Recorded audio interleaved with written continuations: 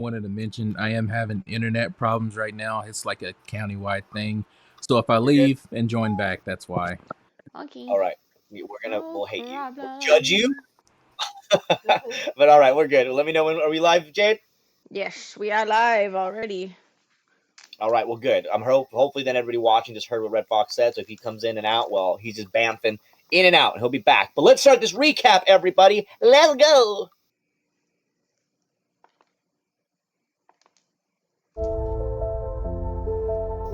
Get to watching, everybody.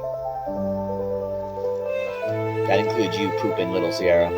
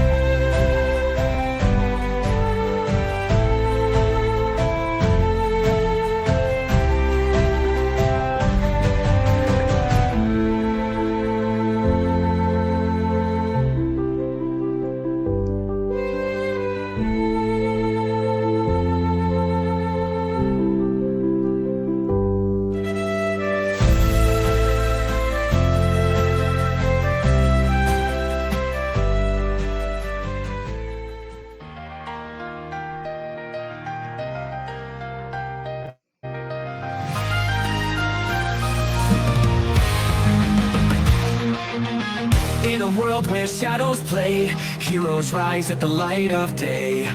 Bound by fate, the die is cast. The misfits of Malla, strong and fast.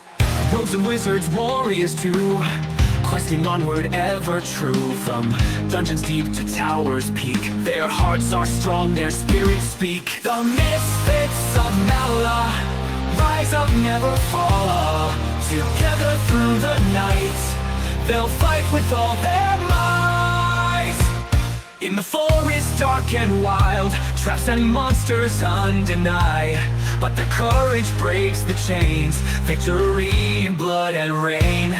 Battered shields and broken swords echo through their battle chords, casting spells in brilliant shoes, chaotic crew with nothing to lose. The misfits of Malla, rise up, never fall up. Together through the night, they'll fight with all their might. On Spicy and Dicey, Halmon seemingly stopped Hera by taking her to bed, and she got quite infatuated with him before he left to stop a knight that was attacking Wendeline. However, she was also helped by a new friend named Astrum, who happened to know both her brother and Pippa's brother, and perhaps the location of one of the masters.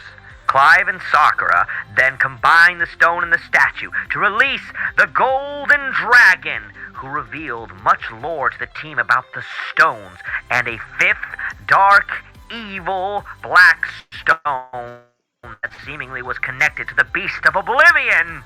However, while flying in the air and talking to the dragon, Belle didn't seem to notice danger below, as her and Amalia were attacked by magical chains. They hit Amalia and dispelled her magic, making her fall down to the lake below.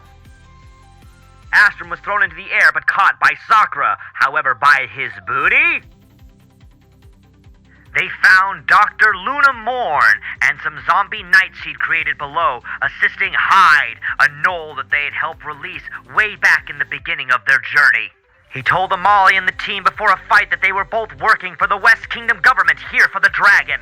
Belle and Astrum seemed to slow down the gnoll, as Halmon and Sakura seemed to take out the zombies. As Pip and Chomps finished off the zombies, the gnoll was thrown in the air by Clive, who then landed and pulled out a sword of 9 lives and slayed the pet T-Rex in front of them. Sakura managed to stop Dr. Luna from running away, and after some shocking results, they managed to stop the gnoll, and the bleeding Hyde fell unconscious to the ground. Thankfully, Sakura was able to revivify Chomps, and as Belle was talking with the Golden Dragon, again seemingly annoying it, it told her that it could of course only give them one helpful giant action in his mortal time here in this plane, and then left them all in the Red Hill Forest. Now, what will happen this week on... Man, characters like Hyde and Luna, those are characters from this campaign from like forever ago. What are we, One Piece up in here, bringing back characters from like 1,000 episodes ago? I mean, hell. Yo, I like it, man. I like when DMs bring back old characters and stuff like that. Hell, maybe I'm just sucking my own balls here, but I like it. I like this campaign. In fact, I love it so much. I'd say it's probably the best campaign ever made by a DM. So let's just play this. Yep. Oh, thanks, eyeball guy. I really appreciate it, man. You know what? I think you might be one of the best fake AI animated eyeball-headed people that exists in my world. So I appreciate that shout out. Thanks, guys. I want to shout out to the news guys. Come on, everybody. The news guys they're just the best. So let's get back to this week's episode of D&D because I make myself laugh more than anybody, obviously.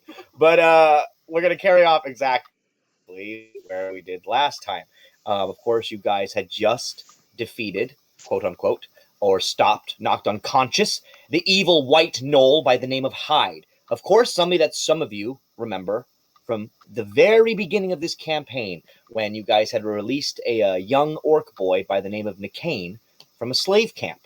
Hyde was, of course, tied next to Nicane in this large pit that the team had to kind of stop one of their old teammates' uncle from killing a whole bunch of slaves, and that's where Pippa had indeed found Chomps and rescued him. You also just lost Chomps. Pippa last game. Unfortunately, Chomps was killed by the Sword of Nine Lives, but luckily, Sakura, you had Revivify, and Chomps is okay.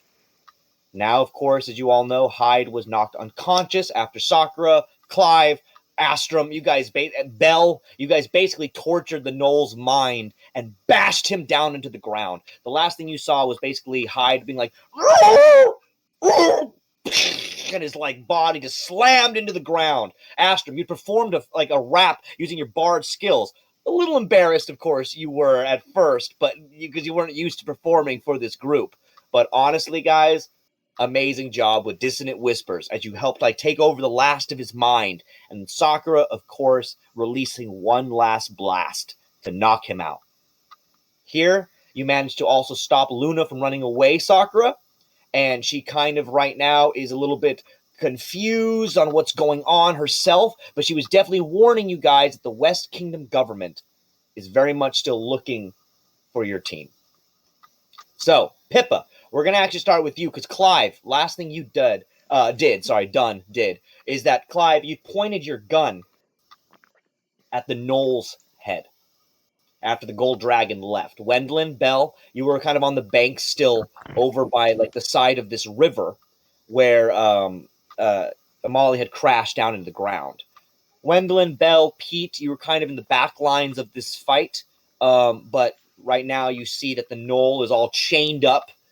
Clive, you'd pointed to Hyde and said, basically wanted Pippa to tell you what to do. So that's where we're going to begin today, beginning today's episode with Pippa. Clive, you've just basically pointed the gun and said, Captain, your choice. So as you remember, Clive, your gun is still pointed, I'm assuming? Oh, yes. Trained right between his eyes. As he lays unconscious, his body breathing, you guys just hear... And don't worry, I'll open up the screen in a little bit, guys, but we just don't need it quite yet. So, Pippa, what would you like to do as you see his body kind of just wrapped there in the chains? Clive, hold your fire. Keep the gun pointed at him. Assy, make sure the chains are secure, that he doesn't get out. And then Pippa's going to walk over to Hyde and take the sword away from him. Oh, you're going to take the sword? Yeah, I'm going to take the 9-life sword away from him in my possession. That's a dangerous thing to have, Pippa. You're going to take... You guys watch as Pippa goes and takes this glowing, just red, bloody sword away from Hyde. But Pippa, as you take it, this sword does radiate dark magic.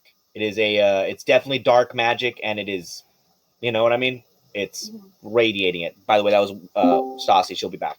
So Pippa, you take the sword. Do I need to roll anything? Does the sword affect me in any way, or? Not right now, no. Okay. But you can just tell with just a basic arcana, just like literally as simple as it comes, you can tell this sword radiates Does magic. it have like a black, like mist around it type of thing, like aura? It has like there's like a red glow Okay. coming from the sword. This definitely has a lot of power. He does not need this. I'm gonna hold it in my hands. Belle, I'm gonna look over at Belle. Belle, have you ever slapped a knoll?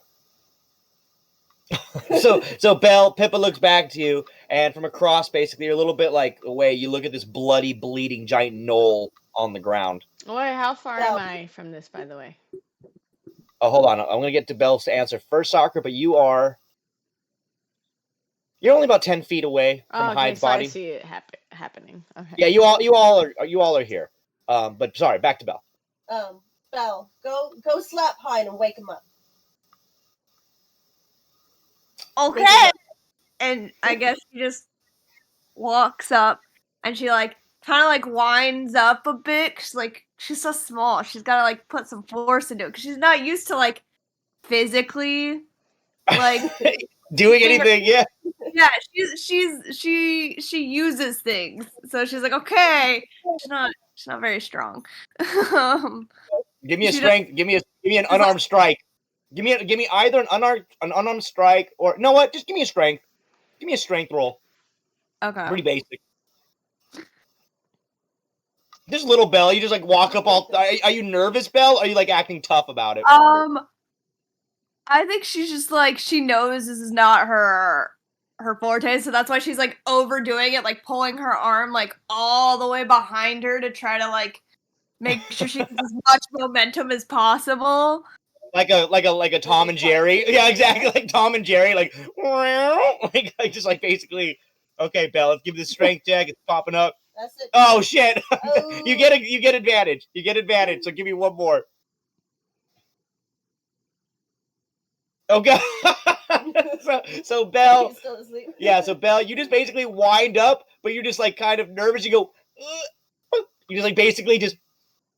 Basically, as you wind up and you just punch it, but this knoll is huge, and as you punch him in the snout, Belle, it does absolutely nothing. He just stays asleep and unconscious, and he goes. His fucking just like blood just kind of dribbles from his mouth as you feel the warm air from his nostrils, Belle, just like blow all over your hand. Unfortunately, Pippa, she did not wake him up. He's unconscious. It's really sad because my strength has a -1. Unarmed Yeah, strength. yeah. I mean, you're pretty little. Is Billy trying to talk or something? What was that? I think Billy's trying to talk. I think his Billy, mic do you need was, to? like, going in you and need to say- out. Testing. 1, 2. Testing. Can you hear me? Okay, now you're better. Yeah. Okay.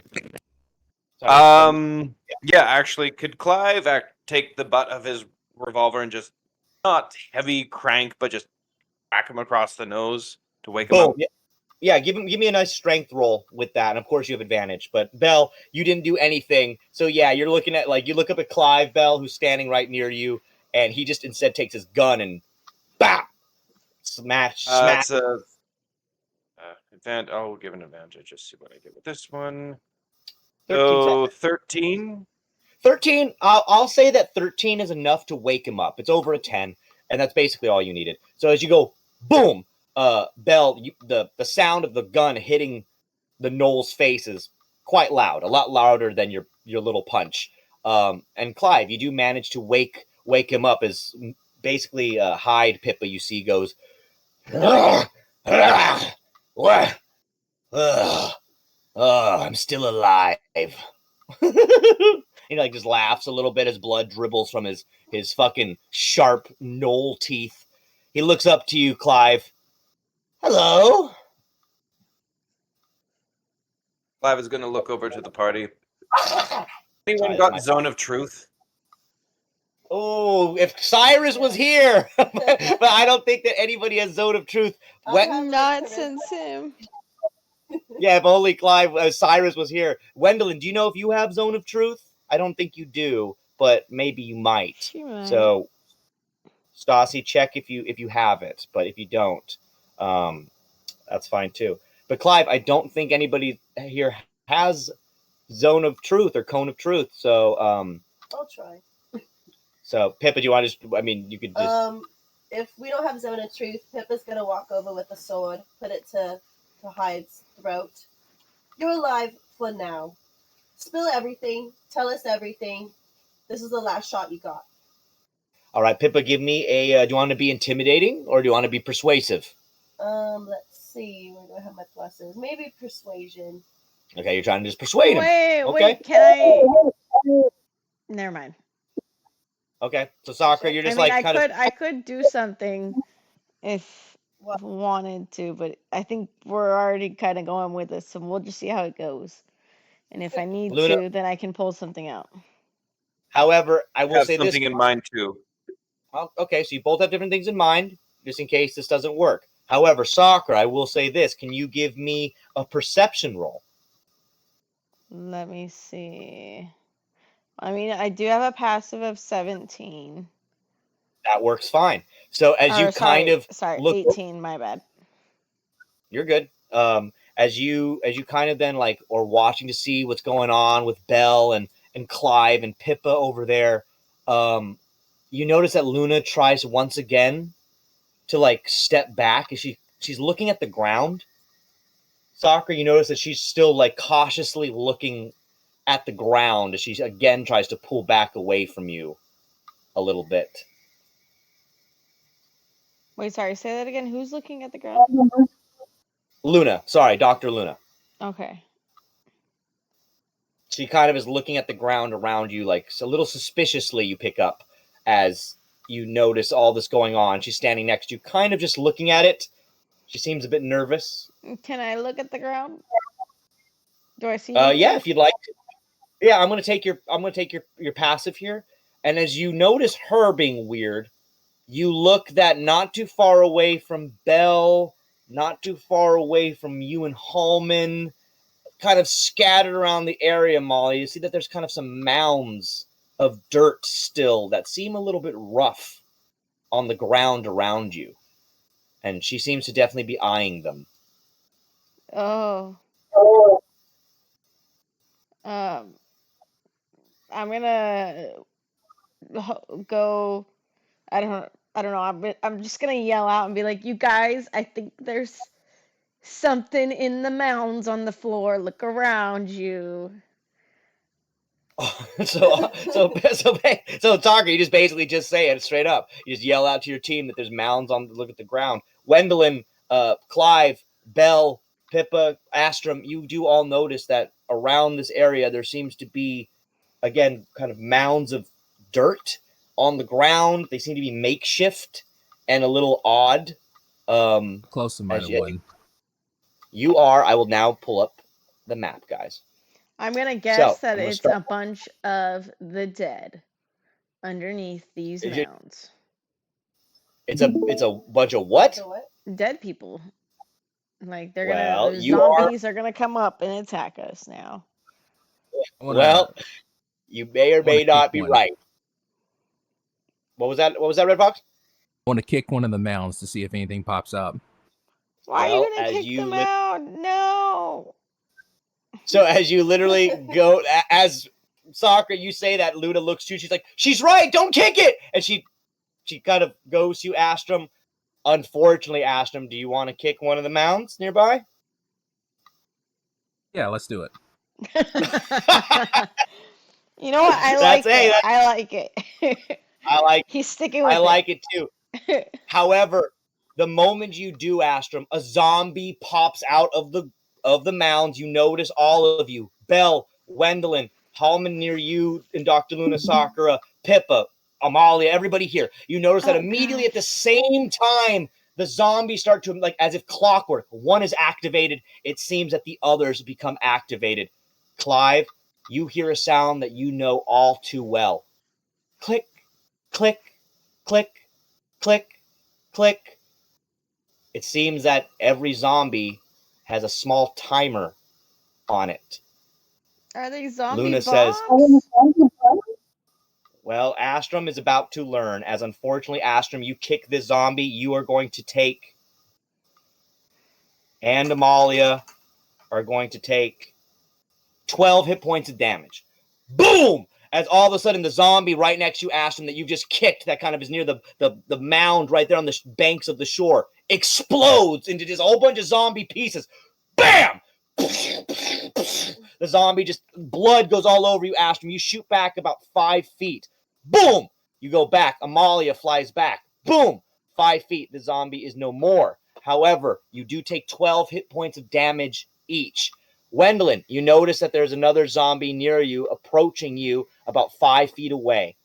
Belle, Clive, you notice that there's another zombie approaching you about 5 feet away. And Sakura, Dr. Luna, and Halmon, there's another zombie approaching you about 5 feet away. They're not attacking you. However, their bombs have not gone off yet. What would you guys like to do?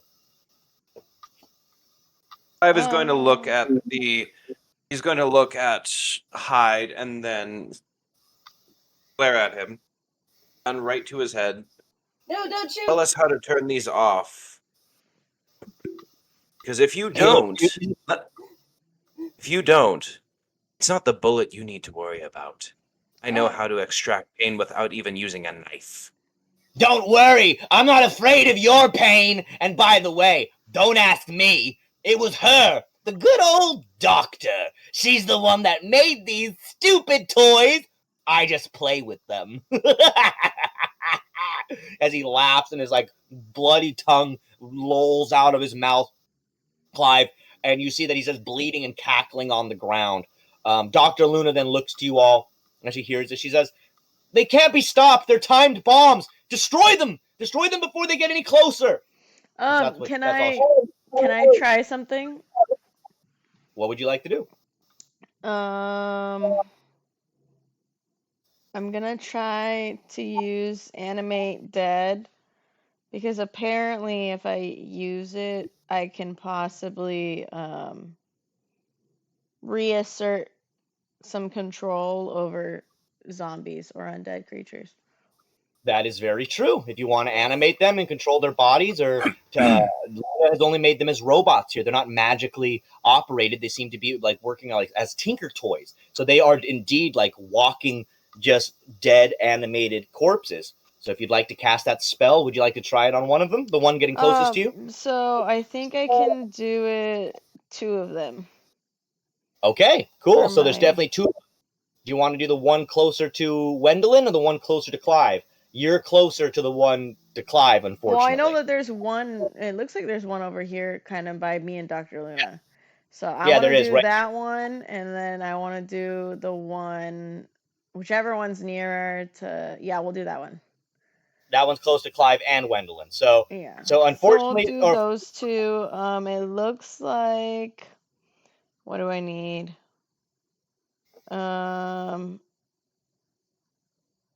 Yeah, I mean, it doesn't look like I really. No, that's all you have to do. Basically, I just have to cast a spell. Yeah. Yeah. So Wendeline, Sakura, you cast it, and you manage to then these zombies stop in their tracks as they take your command. What do you want these 2 zombies to do? I mean, I'm gonna have them go attack the other zombie. Oh, the one out there? Yeah. Yeah. Great job. So that way they're all like together, like in the outskirts.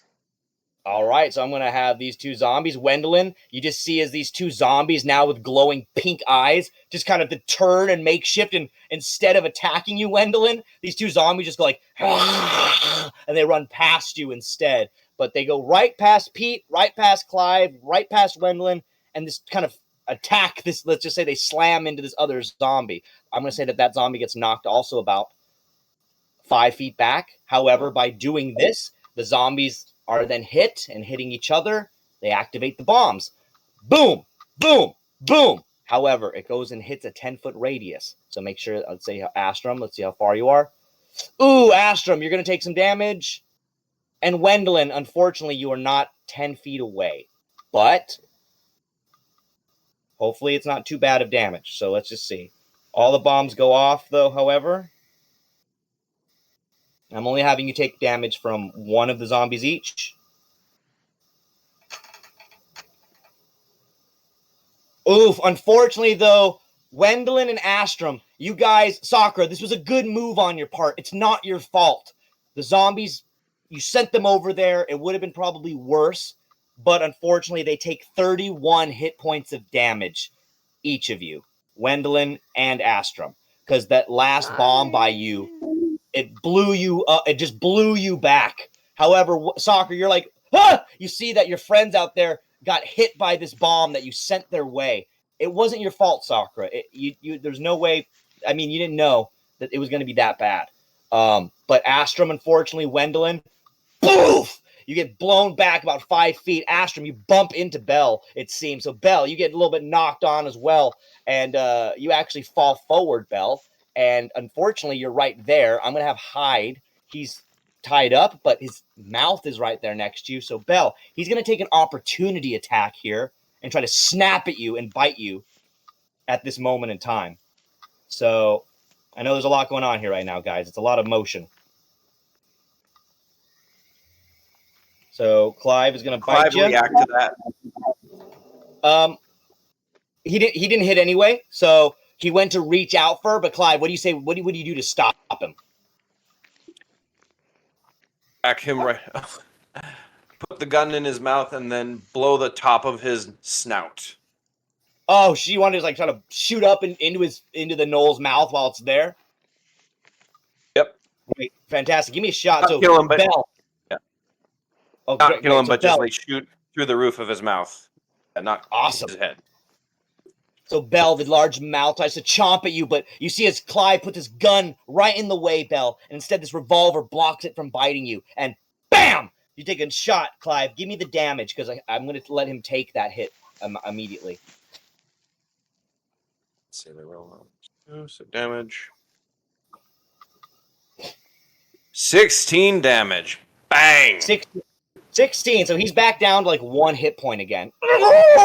As you just hear him go, oh! As he just like once he howls and blood shoots out of his nose on the roof of his mouth. He now has like a large wound, a bullet hole through one of his gums coming out of his like wolf-like face. You've just blown part of his teeth off. His mouth is just dripping blood as he like still tries to cackle, but it's very hard for him to do so, Clive.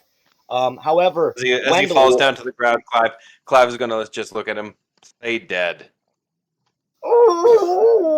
As he just kind of moans and stuff again. Belle, you get up off the ground. You're no longer in danger of him biting you. But Astrum, Wendeline, what do you guys want to do? You've just been blown back by these zombie bombs. What do you want to do? Wendeline, are you there, Stassi? Do you not see my face? I'm right here. Oh, sorry. Sorry. I was on the D&D screen, not this one. My bad. So, well, what am I doing with my pretty face on this screen if it's not for you and everyone else to enjoy? What am I doing? Well, now your pretty face has been blown up. So you've taken 31 hit points of damage, and unfortunately, as beautiful as you are, Stassi, to me, you're covered in now just ash and zombie blood and goo and snow, and you look over and you see that Astrum is also the same, covered in just zombie goo blood, and you guys have been burnt pretty bad. What is the closest enemy I'm near? That made no sense. Who am I closest to? You're closest right now, Wendeline. You're closest to Clive and Astrum. There's no enemy anymore. The zombies have been dealt with. Luckily, I made them all blow each other up. Yeah, Sakura. Well, Astrum, you've had some trouble today, buddy. You might need some healing because you look over to Astrum's pretty banged up, Wendeline. He's on his ass. He's on his ass. Yeah, he's Astrum. Hang on, let me find. I'm gonna cast. Let's see. That's 60 feet, 30-foot radius. I'm gonna cast Mass Cure Wounds. Love it. Definitely. But will that also cure Hyde? Yeah, no, anybody. I think it's anybody in a 60-foot, 30-foot radius. It's anybody that you choose. Yeah, anybody that you choose, basically. So you can heal basically the people that you choose. So anybody here hurt, I think you can choose up to. I think it's Does it say how many people you can choose, Wendeline? Or is it just anybody? Up to 6. 6. Oh, up to 6. Great. So you can choose up to 6 people here. Anybody hurt? So let's do... Did you say it also? I'm fine. Yeah, it can hit Amalia too. So whoever's hurt, Wendeline, give me what you heal them. Let's see. So that's just a roll for the amount of healing, 13 points. Okay, great. 13 hit points each. So all of you, Astrum, 13 hit points. Belle, if you're hurt at all, 13 hit points. Amalia, we'll let her know. I think she got hurt 12, so that'll cover that. And Clive, if you're hurt at all, you can be healed as well. Belle, if you're hurt at all, Astrum, you can take 13 hit points back. Yeah, so great job, like, everybody. And I'm like, is everyone all right? Astrum's just gonna like just kind of a vibe check here. Astrum's kind of like shake. He's trying to like shake it off. He's like shaking his head and stuff. He's like, ugh. Learn rule. Don't be kicking stuff. I don't know what it is. Oh, yeah. Halmon's like, that's a good rule of thumb, buddy. Don't kick shit when you don't know what it is. He's just like, he looks over to you, Sakura. Who the hell is this new fucking pirate guy? Is he stupid or what? And he looks like to you, Sakura, just like from across the way, just like, who is this guy? I mean, his ass got strummed. Well, Sakura, are you upset? Like Halmon like crosses his arms and looks at you, Sakura. Sakura, are you into this guy? No, are you? Well, you keep talking about his ass. Like, I mean, I know it was all right. I mean, I thought it was mid. Is that your thing now? Look, we have to have a talk if we're gonna be raising this kid together. Like Halmon just gets like, he's almost like getting a little jealous. Like, hey, you never talked about my ass that much. Because your name's not Ass Strong. he just looks to you, Sakura, like, shut up. He just like fucking like goes over to Dr. Luna, like, get over there. And he grabs Dr. Luna. Halmon's actually being a little bit more forceful here than you guys may want him to be. But Halmon's gonna grab Luna and kind of pull him over to Clive and where Hyde is. And he looks to you, Pippa. All right, Captain, we got them both here. What do you want to do? Luna, I'm unsure. Clive, we're just gonna leave him at the tree. I mean, Hyde, Clive, leave him at the tree. Sorry. Let me reiterate. Hyde tied to the tree. Oh, you scared me. I thought we were leaving Clive here. I was like, what are you talking about? Sorry, I got tongue-tied. And then Luna, I'm unsure of what we should do with her. Well, like I told you, you should just let me go. I don't have anything else to give you. I mean, I told you guys everything you need to know from me. I mean, unless you guys really want to know more about the government, but I don't know much about what their plans are. I just know that they wanted whatever you guys are looking for. The whole thing about Sirus Braveheart and finding him in your group, I think that's just a cover for what they're really looking for. Now, what's that?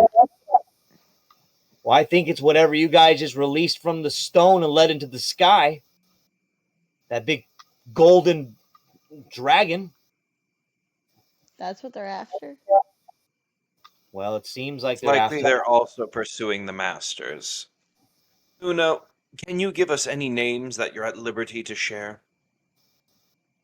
Well, I know there's a couple big names that are looking for you besides just me and Hyde. And look, just so you know, Clive, she looks to you. And she takes off her glasses, Clive.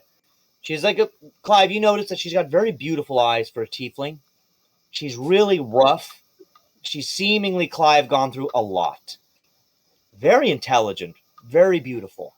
There's almost something even about her, Clive, that's almost even reminding you of other versions of Emily that you've seen, you've dealt with, but just not the same one as your Emily. But in another world, Clive, you can see that this Dr. Luna is almost a kindred spirit to you. You have met her before, be it in this reality or another. But already, just the moment of just you looking into her tiefling eyes, you know her. She's tired. May know there's one thing I know, it's loopholes. So you may not have to disclose the information to me verbally and risk your own safety. He holds up his hand, then gestures towards her head, if I may. Just gently puts 2 fingers on her forehead and telepathically links. Okay. As she speaks to you telepathically, you just hear from her, I don't want Clive. Sorry, I keep saying it like I keep mixing up Clive and Hyde. Sorry. Now I'm doing it. She goes, I don't want you to know everything for your own safety, but I can tell you this. Hyde was hired by another mercenary by the name of Norman. He's a drow. He's left his people and is now working with the government. He's hunting the other drow and is claiming to also turn them in. He claims to work for a man named Halsworth. I think they're really involved in whatever the government knights are doing. Her mind just immediately, she pulls back. I then telepathically tells Pippa, and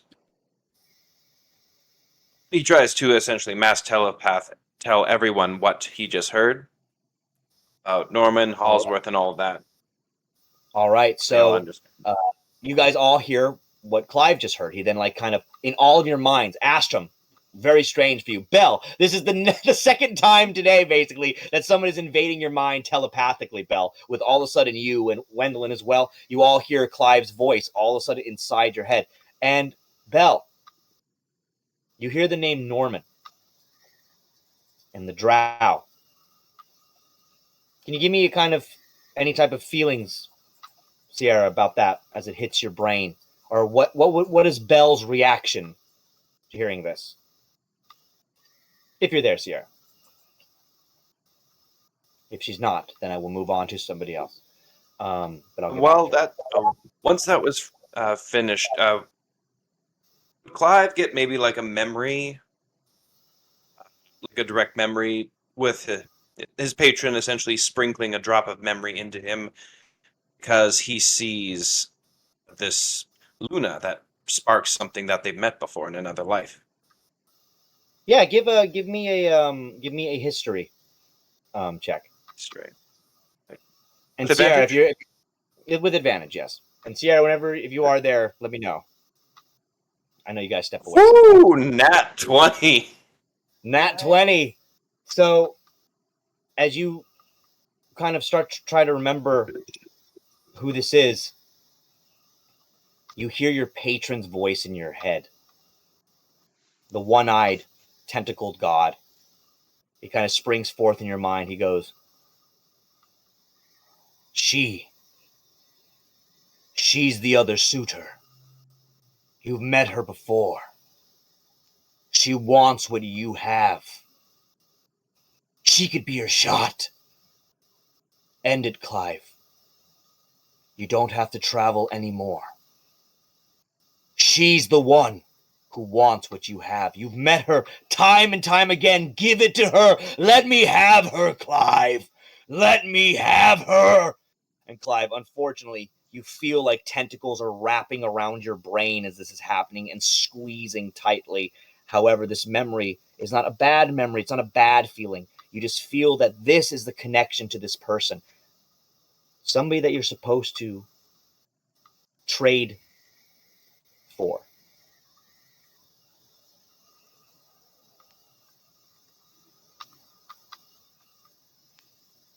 He instinctively clutches his head, feeling the pressure, and then remembers through the fragments that he sees. Then he tries to telepathically speak to Luna and hopefully share this memory that they may have had in the past. Kind of like an empathy kind of connection to essentially share that one splinter of mirror from their past. If that makes sense. I want you here to give me, I know this is weird, guys, the great Clive story, so just bear with me and Billy through it. So Clive, as you kind of try to pass this feeling onto her, this memory, I want you to give me a persuasion roll here. because Luna she has no idea what you're talking about here. She has no idea what you're doing. She doesn't understand what's going on. So just give me a persuasion or a I guess charisma, whatever you'd like to do here to get her to. We'll go with persuasion because that is another nat 20. Hey, you're killing it tonight, buddy. You're killing it. Don't worry, Astrum, Sakura, Pippa, everybody will get on to you. Wendeline, we'll get to you guys in a moment. Clive, you literally passes memory into her head. Her eyes look at you. She's like,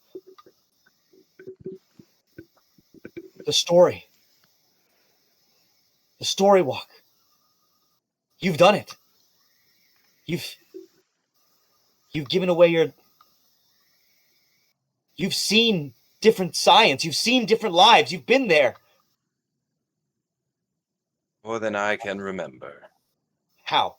Tell me how. She gets her chains. She kind of gets up into your face. Her kind of magic dispelling chain still around her. You can tell that she's still clearly shaken. She's a prisoner. And she goes up to Clive. How did you do it? I want to see other realms. I need to know.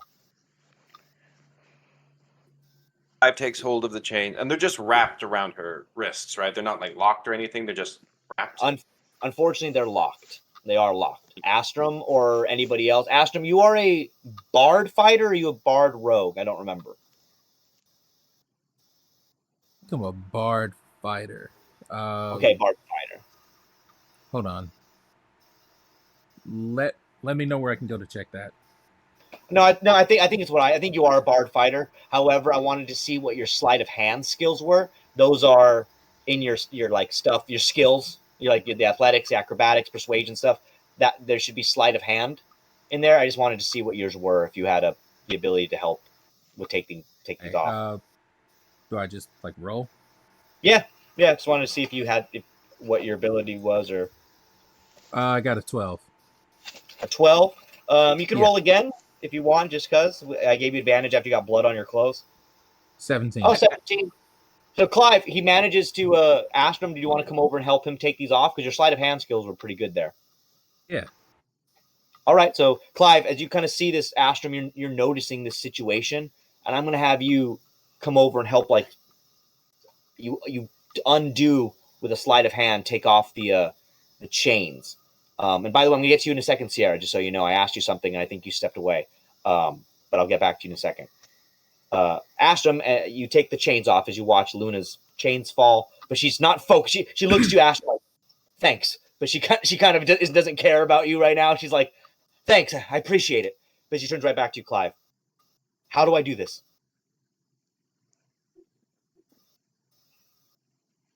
Lengthy process, and the cost is great. I don't care about the cost. If I can get out of here and I could see other realities, that's the peak of science. Perhaps it's also the precipice of dark science. Tell you what, come with us. I'll teach you what I can. Where are you going? Oh, that's up to my group here. We haven't decided yet, as we were rather... He looks up to the sky, and then back down to the camp, waylaid by our fuzzy friend over there. Well, I'll let you guys question Hyde. He knows a lot more about what the government's doing than I do. But look, I appreciate the invite.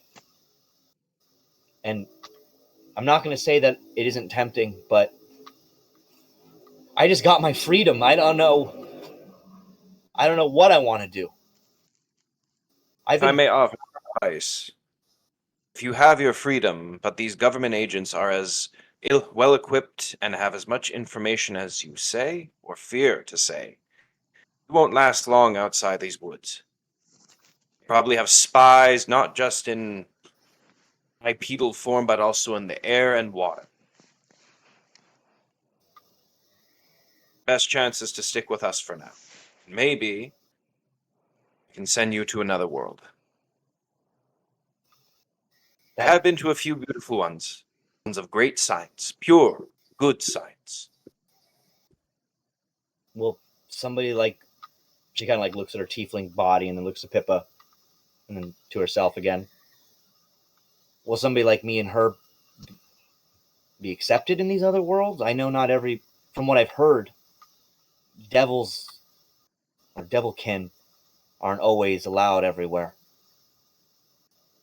Depends on the world, but I've been through a few. In fact, there's some very interesting creatures and beings that are not even of this galaxy. Been on other worlds. Planetary travel. You've seen aliens and things from space. That's amazing. Another name I go by other than Storywalker is the Cosmic Wanderer. That's what they say. I've seen some. Look, I think she kind of looks at the red forest, and you guys notice, as she notices herself, that her skin seems to be slowly, just like Pippa's, bleeding slightly into more of a red skin tone the more that she's been here lingering in the forest. She didn't touch the dragon like Pippa, seemingly curing that affliction. You notice Clive, everybody else around you. Sakura, you're standing right there as well. You notice that Luna's skin is slowly turning from that pale white gray into also a pale reddish kind of color. She looks at you, Clive. Look, I'm going to take you up on your deal with traveling with you. However, I want a little bit of space to clear my head. I think I'm going to check in. She looks to the Red Hill town not far away. I think I'm going to check in somewhere here. And if you need me, this is where I'm going to be. For now. Is that okay?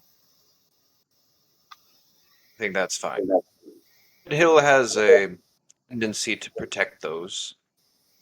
Is there anybody here that you know maybe that I could go talk to, or an ally of anybody that you may know?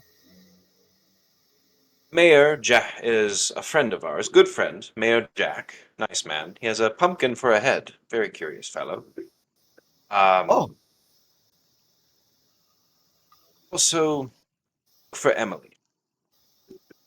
She's someone you can definitely trust. Okay. A woman named Emily and a man with a pumpkin head named Jack. I got it. Look, I wish I could tell them that, Clive, and make sure you tell them that Pippa's party sent you. They'll understand. Okay. Pete steps up. Look. Clive, don't worry. I know, Clive, I'm an idiot and I'm a monkey, and he looks to you, Sakura. But I got some stuff I gotta finish in Red Hill, too. I was staying here with my party, Connor and Foxface, for a long time, and honestly, we got some debts that we piled up at the inn that we're staying in. So, unfortunately, before I carry on with you guys, I think I gotta finish dealing with some stuff. He looks to you, Sakura. Hell, Blanket's still all the way back at the hotel there, and nobody's even cared about finding out what that little ghost is doing. Somebody's gotta look out for him. Sakura, do you think you'll be okay without me? He kind of looks up to you, Sakura. You can tell he's worried about you. Jade, are you there? Let me know. You guys are stepping away at the moments I need you. Every moment I need you, that's like step in the wrong spot. Pete, that doesn't surprise me that you have a tab going up at the hotel. And I was worried about Blanket. I was actually going to ask you to check in with him. We don't know where we're going yet, but as soon as we do, Pete, we'll let you know, and then I'll have you let Gaggle know, just in case. So yeah, maybe chill at the end so we can find you when we need you. Well, I mean, I'll join you whenever you get to your next destination. It's just, look, if I can help this Luna girl get checked into a hotel at the inn, and me and Blanket settle up our tab with the woman Mimi, then, well, I'll meet you in the next location, okay? Sakura, I'm gonna miss you so much. And he just grabs Sakura's leg. You asked him, you're right there, and you watch as this little monkey's just he's grabbing onto Sakura's leg, and he's just getting a little too into it. Sakura, she's just gonna I don't know if you're there, pet Jade. his head. What? You're just gonna pat his head? Yeah, she's just gonna pat his head. All right. He kind of leans back and goes, all right, Sakura. I'll see you guys later. He kind of grabs Luna's hand. He looks to you, Clive. Clive, I'm going to make sure she's taken care of, okay? Certainly. Before you go, though, Halmon, you know that craft... What was that spell you have? The crafting fabric and such? Yeah? Think you could craft her maybe What about something to give her some cover, like a red coat or such? Oh, yeah, of course. My lady. Halmon then he uses his magic spell that he uses to make his materials, and he creates like a cloak, a nice like long red cloak to drape over Luna. Astrum, you see that Halmon has this ability to, seemingly from his Santa magic that he seems to carry, which is something you don't know yet about too much, Astrum, but you can see that Halmon seems to, from like a snow magic, seems to create this red fabric that he then drapes over Luna. She then looks to the group and then grabs Pete's hand and she goes, "Thank you all. Clive, if you can help my dreams come true and escape this reality,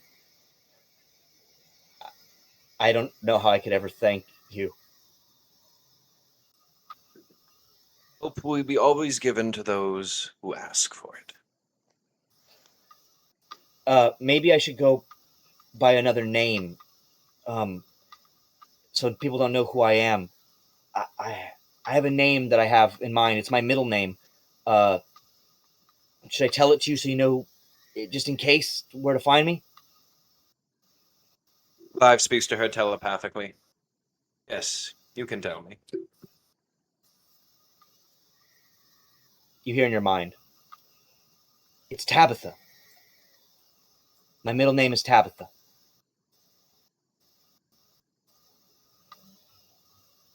Good name. You take care, Tabitha. Be safe. She looks around. Pippa, you're one of the only people that know what that name is significant to Clive, as he kind of then steps back from her, and Pete takes her hand. "All right, Luna. What was that? What did I hear in my brain? Tabby. Oh, I got you, Tabby.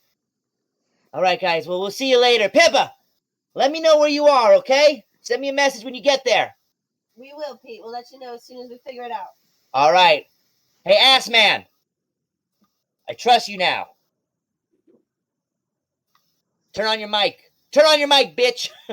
Your mic's on. Sorry. You take care, You're monkey. good. Don't let anyone mess with you.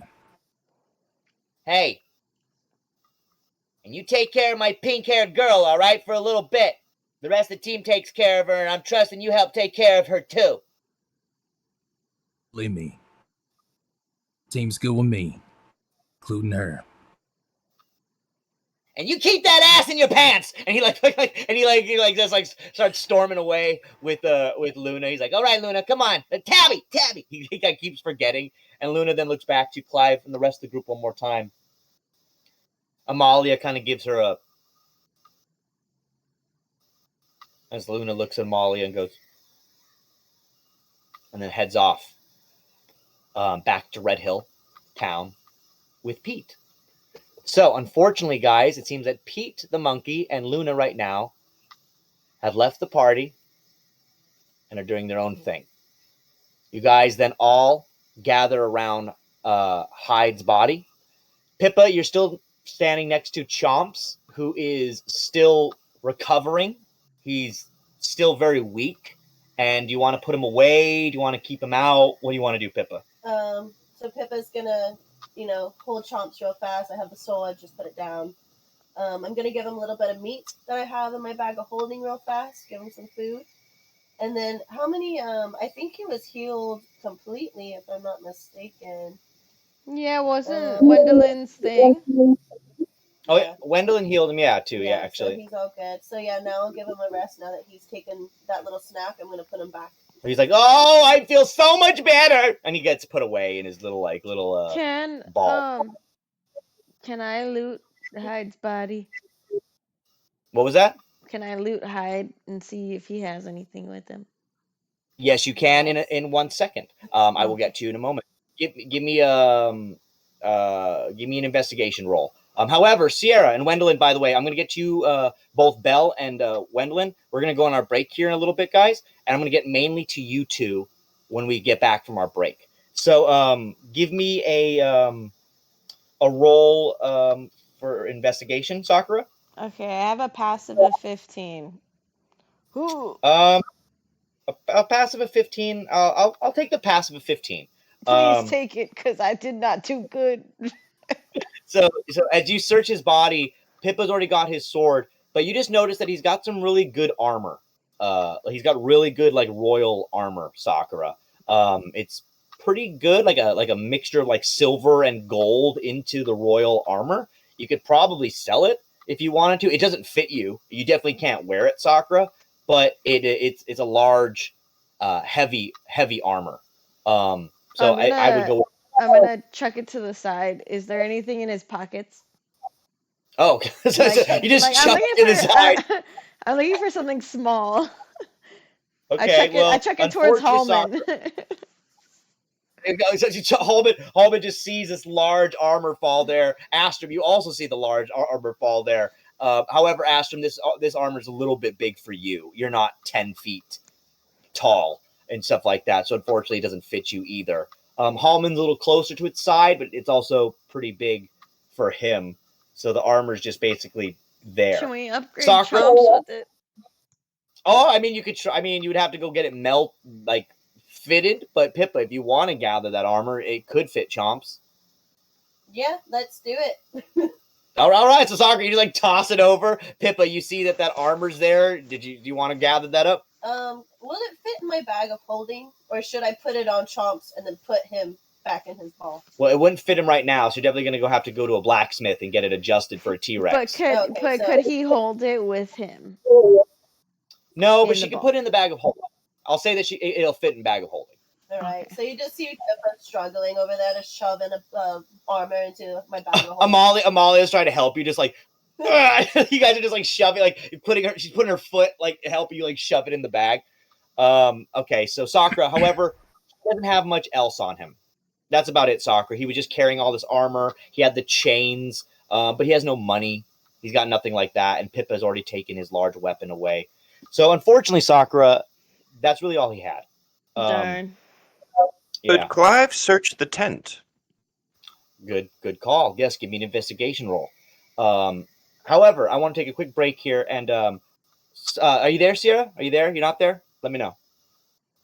Bop. Here. All right. So, Sierra, earlier, I know, I'm sorry, Wendeline and Belle, you guys have kind of been on the peripheral right now. But in your mind earlier, Belle, when you heard the plans on who was hired to look for this team, you definitely heard that the name Norman was mentioned.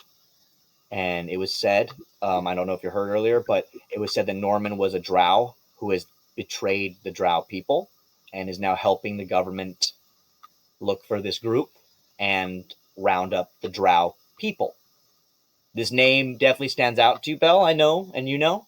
So I wanted to see, what's Belle feel like after hearing this? What do you want to do? As your group is kind of then just looking at this unconscious Noel's body and Pete and Luna just kind of left. What are you feeling? What do you want to do? Belle starts to feel like a pit in her stomach, and her hands get really clammy, and she starts to kind of step backwards, but she's not really paying attention, and so she's just kind of straight faced, stare, zoned, obviously in a kind of a traumatized stare, and she's doing these shuffle step back, and she shuffle steps and falls on her butt. Oh, she just just you just fall and down. I'm gonna let whoever's near you. Let's say Wendeline. Yeah, Wendeline, Astrum, and Clive. All three of you notice here.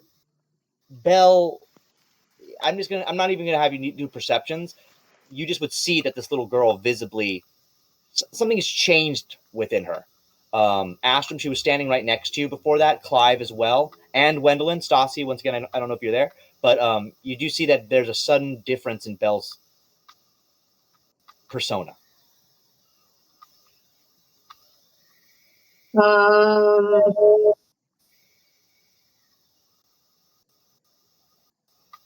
Astrum kind of looks at her and he's asking her like, "What's going on, little one?" Belle is just kind of like sitting there in like this like kind of like catatonic state, like not even registering anyone else. She's just blanking you. She's just like staring ahead. Wendeline, Clive, Astrum. You're just noticing that Belle is just like. She's like, it's like, Belle, are you breathing heavy here? Are you hyperventilating? Are you just relaxed? You're just blanked out. You're just kind of like just. She was probably like hyperventilating and like sweaty before she fell, and now I think she's just kind of frozen. Hey guys, your little girl in your group is acting a little strange. Clive, Wendy, Astrum, what do you want to do? Astrum just kind of looks able over to take. Would Clive be able to read her mind? Oh, good try, Clive. Astrum, what were you saying before that? I was gonna say Astrum kind of just looks over to the rest of the team and he's looking at them like, what do we do? Okay. Well, Clive, it's Astrum, you're curious. You're new to this group. You don't know what to do. Wendeline, it seems that you're like, what's going on?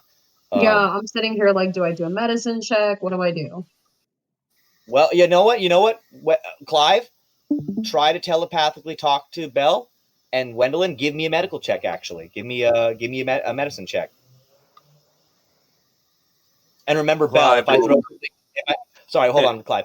Belle, if I throw something your way here, Sierra, I'll message you privately about it. Just go with me with whatever happens, Sierra. Just go with me for now because I talked to you briefly. But if I change things up here, just go with it. Got it. He looks at Belle and then focuses on her mind, using his telepathy to enter it. See if she's thinking rapidly or if she's panicked.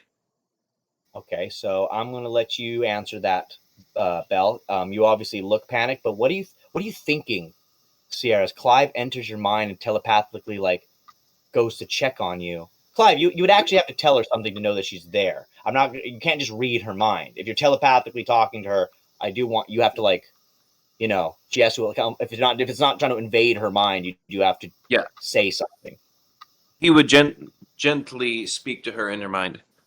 Oh, what's wrong? And then all Clive is gonna hear is just like she's gonna have really rapid thoughts of her just going, Norman, no, Norman, no, and then like you're going to get just portions of like a memory. And the memory, Clive, that you see as she thinks, no, Norman, no, is this very gaunt, thin drow male. He seems to be wearing almost a French military type of outfit, but it's not from a government. It's not official in any way. It just seems to be just kind of this dark gothic, almost like, when My Chemical Romance, Gerard Way used to wear that kind of, you know what I'm talking about? It's that type of, it's black like band outfit thing. Black braid band outfit. Yes, exactly. You know exactly what I'm talking about. You fucking yeah, but I'm glad you know. It wasn't a phase, Mom. I get you. Wendeline, by the way, give me another one because you can have advantage on that. So give me one more. Oh, thank God. Because I was like, that one could have been better. And I have a plus 7 medicine. I was like, what? Yeah, I know. But Clive, that's 16? What you're picking up. Ooh, okay. So 16. So you're picking up Wendeline as Clive is talking to her mind. You pick up Wendeline that she's fully on having like a small panic attack. Belle is been triggered. She is having a little bit trouble breathing. She is sitting on the ground and she is full on having a panic attack. However, you also feel that there's something inside of Belle here. Like this has not only just triggered her panic wise, but it's like set off something that's just like it's not natural to her system. She's definitely, it's like almost as if she's been poisoned, but she's not been poisoned. But she's on the ground. She's breathing heavy. There's just something is definitely up with her. So can I possibly try casting Calm Emotions? Yes, you can. Yes, you can. So it's just a cast. I don't have to roll anything. It's a 15 to hit, I guess, but I don't have to roll. It doesn't make sense. Well, I think no, I know. It's actually she would have to make a save, I think. So, Belle, would you like to try to save here? Or are you going to let Wendeline try to just calm you down? Or are you going to fight? It's fight a charm, so yeah.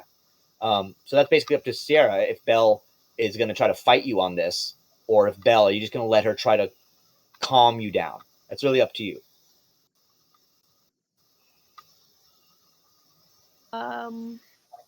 I mean, she could try it.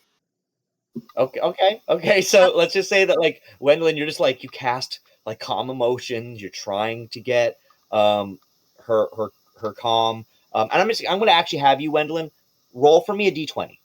Just roll just to see. Because I'm not going to have you fight it, Sierra. So you don't need to do a save. But I'm going to see if it's working. You know what I mean? So I got a 16 on that roll. That's another 16. I'm going to say that beats a 15. And Belle, she does calm you. It's not great, Belle. You're not out of the woods. Like it's like as if you had a panic attack, Sierra, but all of a sudden you're like now. She's over here like, find 10 things that are blue and count 10 things that are blue. Just take a breath. Like, what's the magic? The magic of therapy. Exactly. That's what Wendeline is. The magic of therapy. So try to count Belle, 10 things that are blue around you.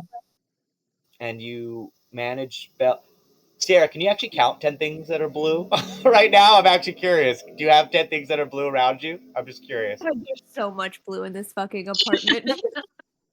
Oh, you're like everything. Everything is blue. But okay. So like I didn't realize how many blue things were in my apartment until right now. I was like, oh, that's a lot of blue. Something blue, something this. So as you do manage to calm down, Belle. And Clive, you pull out of her mind, and you do realize that this was something with the name Norman. Did you want to relay this to Astrum and Wendeline while you're right there, or what do you want to do? Yes, Clive turns around, looks to everybody. So apparently the name Norman, I wouldn't be surprised if he put the bounty on poor little Bella's head. She knows him. From what Luna told me, this Norman claims to be of the Drow, then betrays them to the government. Halmon kind of looks up and goes up to you, Belle. And he kind of like very fatherly goes down to you, like, "Are you okay? Clive, what did you hear in her head? What did you say to Clive, Belle?" Halmon kind of looks right down to you, Sierra, right in your face, like, "Who is this? Who is this Norman?"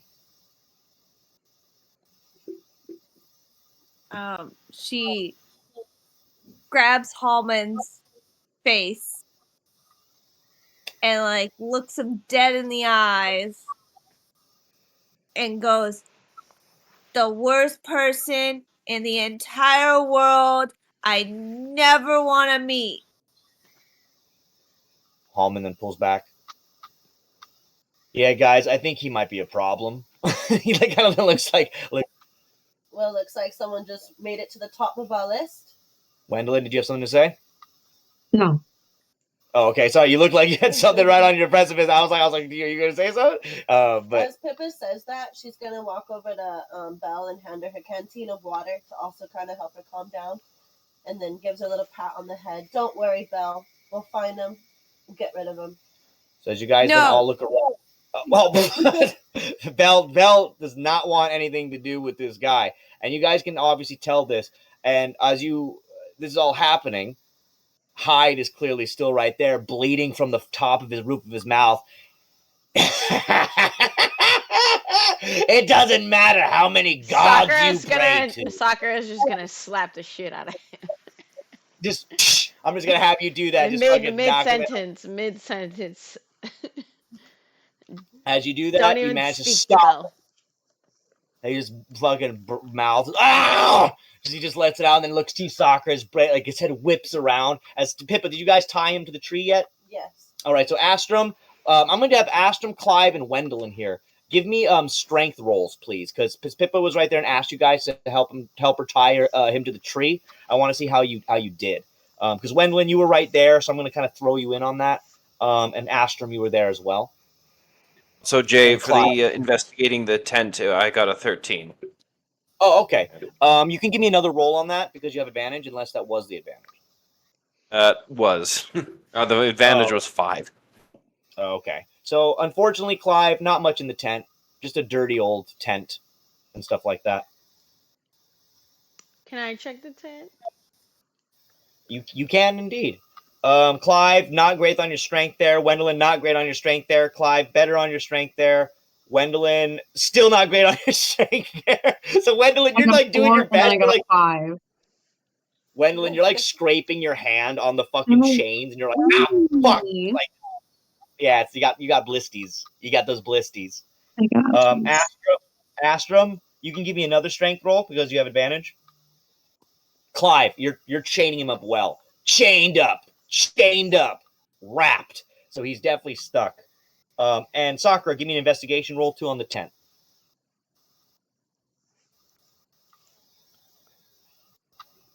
Oh, Astrum, great job too. You're helping Clive. You guys have got it.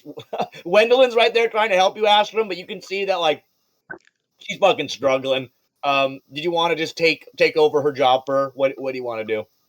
Yeah, like Astrum is just like takes over her job, like kind of tries to get his chain and hers too. Just wrapping it up. You're just like, let me do it. Like you're just at Wendeline. He's just like both hands. He's got them like wrapped around his wrist, and he's he's got those. You got those sailor knots. You can do those sailor knots. You know what I mean? You know what I'm talking about? And Wendeline, you can see he's good. He's good with his knots. He's like, bah, bah, bah, bah. Even with a chain. It's really like, how do you do that? Sailor life. Wendeline, you're like, God damn. Astrum, actually, you know what? As Wendeline looks at you here and Clive, both of them, give me a charisma roll. I want to see as Clive and Wendeline are both watching you. Let's see how you're looking while you're doing this feat.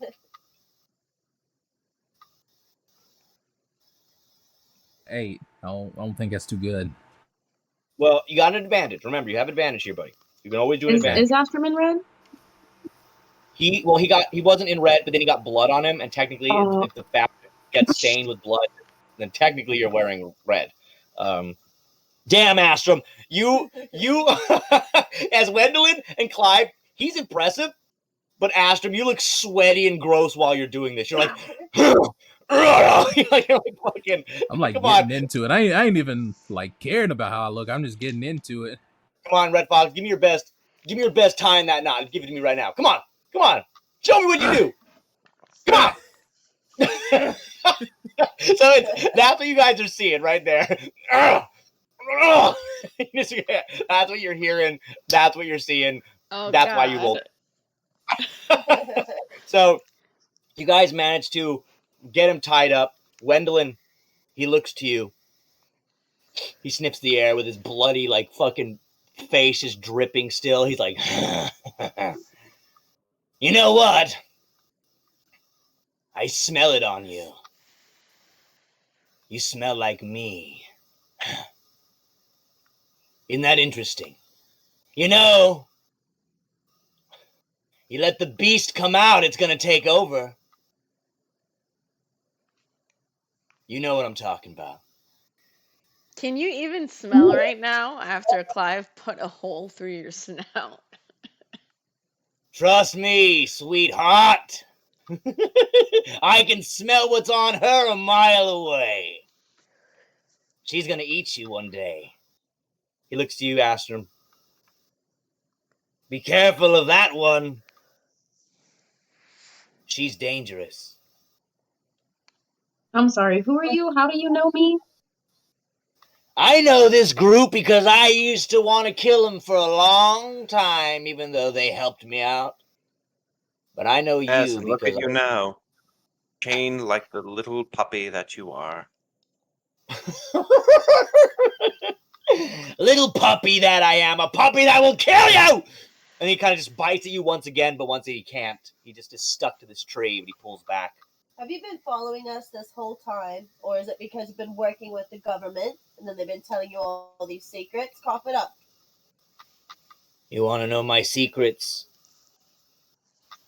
Fine. I don't care about this fucking government. You think I care about the government? Apparently you're doing their bidding, so seems like you care. I do their bidding because if I don't, then they're gonna kill me, just like they're gonna kill your friend there that can turn into something a lot like me. Just like we're Can I gonna throw do a to punch you. at him? Can I just shut him up real quick and just like, real quick, because I'm tired of hearing him. Like the longest Wendelin's standing here is just like, Wendeline. she's like Okay, winding up. wait. Speaking of information, okay, I'm gonna use. Nobody hurt him anymore. Okay, I'm gonna use a thing. What are you using? To what is it? I'm gonna try to like charm him with this thing called Gias. Oh, you can charm him. You can charm him. Okay, he You just have to needs break. to do a wisdom of 16. Okay. Yes, ma'am. He does. Oh, shit. That was a nat 1, and I'm not going to take it with advantage because that's a nat 1. Yeah, that's a nat 1. Yeah, so I'm going to take that. It's a broken. It's the broken snout. It's the broken snout, exactly. He's like, just breathes it in, and he just like fucking he coughs, and all of a sudden the magic bell, Wendeline, everybody, you can just see that immediately he's taken over by Sakura's charm. His eyes glaze over. Astrum, you can see it with like a pink glaze of magic. He looks to you, Sakura. You're clever. You got me. What do you want with me now? So I can command him to do basically anything I want now. So I'm going to. He is chained, however, very strongly right now to a tree. Yeah. Just remember that. So I'm going to chained. command him to tell us you're going to tell us whatever Clive asks you. You're going to be honest. Fine. I was already going to be. It doesn't matter to me. What do you want to know, Warlock, Crew, and Wolf Girl? Not gonna lie, the wolf smell is kind of getting me turned on. I like being chained up too during darling. Oh God! Yo, you're Clive, gonna have ask to him the calm answers, down. or ask him the questions already. Hold on, Ashton, what are you saying? You're like, you're gonna have to calm down. You're up here. I'm gonna need you to be down here, bro. You're gonna have to take it down just a little bit. Who's Norman? Hit him. Stop. He's perfectly broken up. As he looks to Belle, as you mentioned Norman again, once again, Belle, however you were calmed now, the name still annoys you every time you hear it, Belle, hearing Norman. However, he looks to you, Clive. Norman is now in charge of the mercenaries. He's a very, very respected drow. One of the only ones that apparently the West Kingdom government is willing to work for and with. Apparently in the Underpole, he was very respected even by Hades. Amalia then turns. Hades? He knows Hades? And then Amalia looks to you, Belle. Once again, she seems a little... Belle, you already have a little bit of a contentious relationship with Amalia. She doesn't necessarily... You don't necessarily see her as your queen, even though she is your queen now, Belle, but Amalia seems a little concerned about hearing this. Looks back to Clive. Stassi will be back, I'm sure, guys. Her camera glitched for a second. Yeah. Clive, anything else? Mercenaries. Want a name of the organization or individuals now? Well, I know that there's currently, besides myself, Norman looking for you. and somebody else that they're working with looking for another master by the name of Nottingham, based in Goldfish Town. Dangerous piece of shit. What are they doing in Goldfish Town? Same thing why I'm here looking for you to either find Sirus Braveheart or the Four Masters. A stupid myth that they believe real. At least I didn't believe in it until I saw that golden dragon that you all had and smelt the wolf pussy. So He was going to holster his gun, and then out of his backpack, takes a small hammer from his crafter's kit. No, don't hurt him. Don't hurt him yet. I don't know if it'll wait. Actually, I don't. Let me see. Oh no, Hold on it's one sec. he just no. That's the threat. He's like he holsters his gun and just has the hammer in his hand. Okay. Interesting. You know, I'd watch that tongue if I were you. Astrum? So can Astrum kind of like kneel down, hide, look him dead in the eyes, and he's like, so what you're saying is it's true. One of the masters. They're in Goldfish Town. It's not just a rumor. Well, I don't know, but the shark folk there seem to be fucking pretty positive they found something. It'd be a lot different if I saw it for myself, but, you know, I'm trapped here now with you. But apparently Goldfish Town won't be gold very much longer, if you know what I mean. Astrum is immediately like shot. He looks back at the rest of the team. He hops up and he's like, look, I know I said I'd help you. Do a favor for a favor. Now I'm asking you to do a favor for me. Goldfish Town is my home. If it's in danger, this dude says, I'm asking you if we can go there first. Halmon looks up to Pippa. all right, let's put in our votes. Who wants to go to Goldfish first, and then maybe Zon after? What do you guys want to do? As the team looks to each other, and Hyde then looks over as you guys want to begin this discussion. Hyde then looks over to you, Belle. So, No. You know Norman? Stop. Sakura is gonna command him. Don't talk to Belle.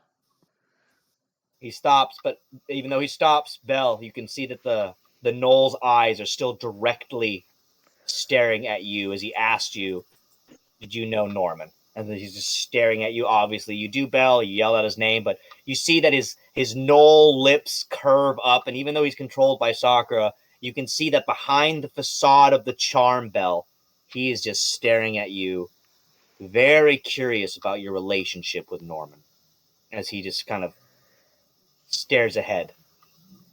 Belle, I'm going to let you give us your final thoughts before we take a break, and then afterwards, Wendeline, I know you've been in and out because your camera, but we're going to try to get onto you. But Sierra, any final thoughts as you stare at Hyde as he looks back at you? She's not really gonna say any more about him because anytime she hears his name, I think it makes her feel worse. Okay. So.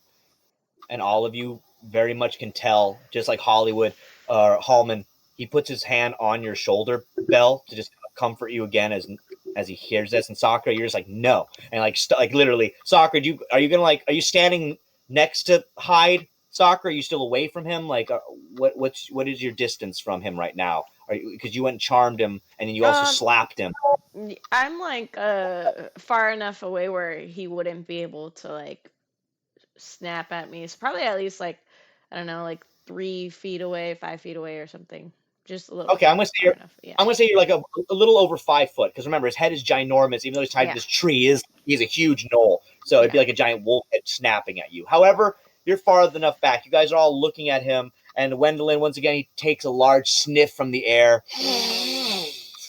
and then he stares at you again after pivoting from Belle, as he's just breathing in the smell of you, Wendeline. Here we're gonna take a quick little break, everybody. So don't worry, the creepy Knoll will be back, and you guys have a decision, it seems, to make, or the beginning of that decision. Maybe you guys may want to wait till Amalia or Hollywood can be back to help with their decision too. But we can see how the beginning of that conversation goes. Until then, guys, I'm going to pull up the break, so we're going to just play just for a little bit after the break. It's a little shorter game today.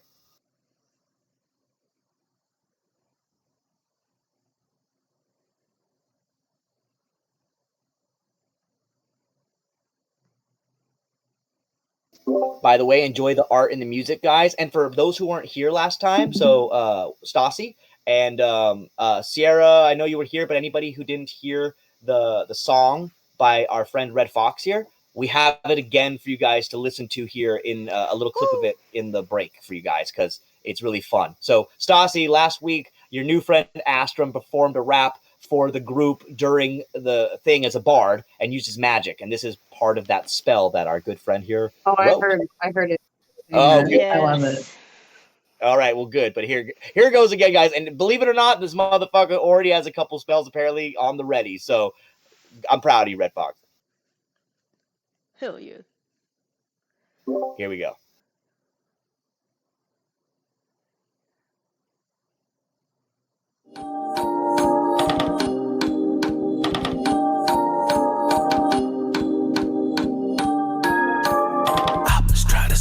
Stop us, I blow your wig off. Messing with my dogs is a problem, you ain't no big dog. If we loadin' choppers, then bitch I get the stick. Dog, cause when it's about the family, I promise we'll make it quick, dog. Hoppers try to stop us, I blow your wig off. Messing with my dogs is a problem, you ain't no big dog. If we loadin' choppers, then bitch I get the stick. Dog, cause when it's about the family, I promise we'll make it quick, dog.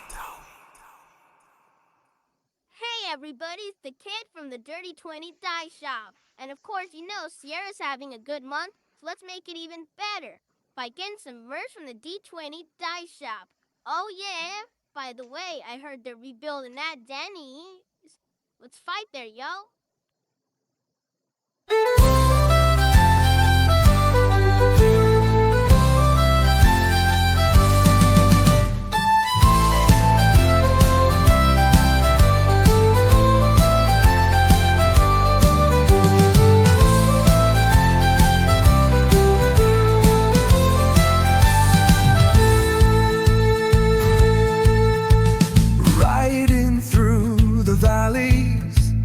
Dust clouds in the night, heroes with no titles, ready for the fight. Sword and bow and banter, laughter in the shade. Enemies behind us, legends unafraid. We are the misfits, wanted by the clown. Chains gonna hold us. We own this town.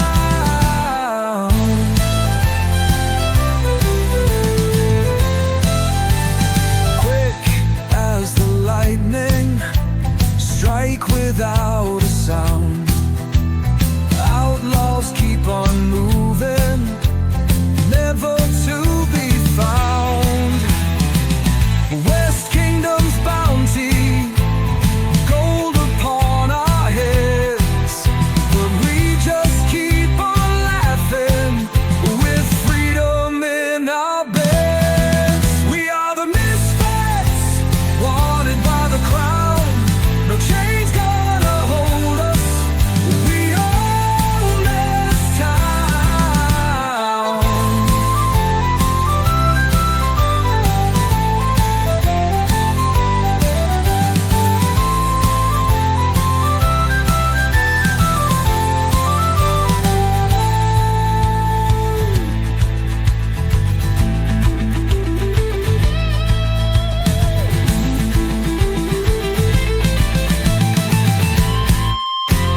Now a lore update. When Picasso got back to the West Kingdom, he was locked up by Sir Roland and questioned about Sirus and the team, only let out to be chained and help others look for Sirus Braveheart still, and the team with the stones perhaps in their possession.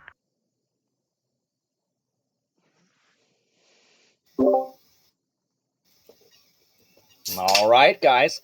So let's continue right where we left off. And it seems that, as you saw from the lore, your friend Sirus Braveheart is definitely still very much being hunted for.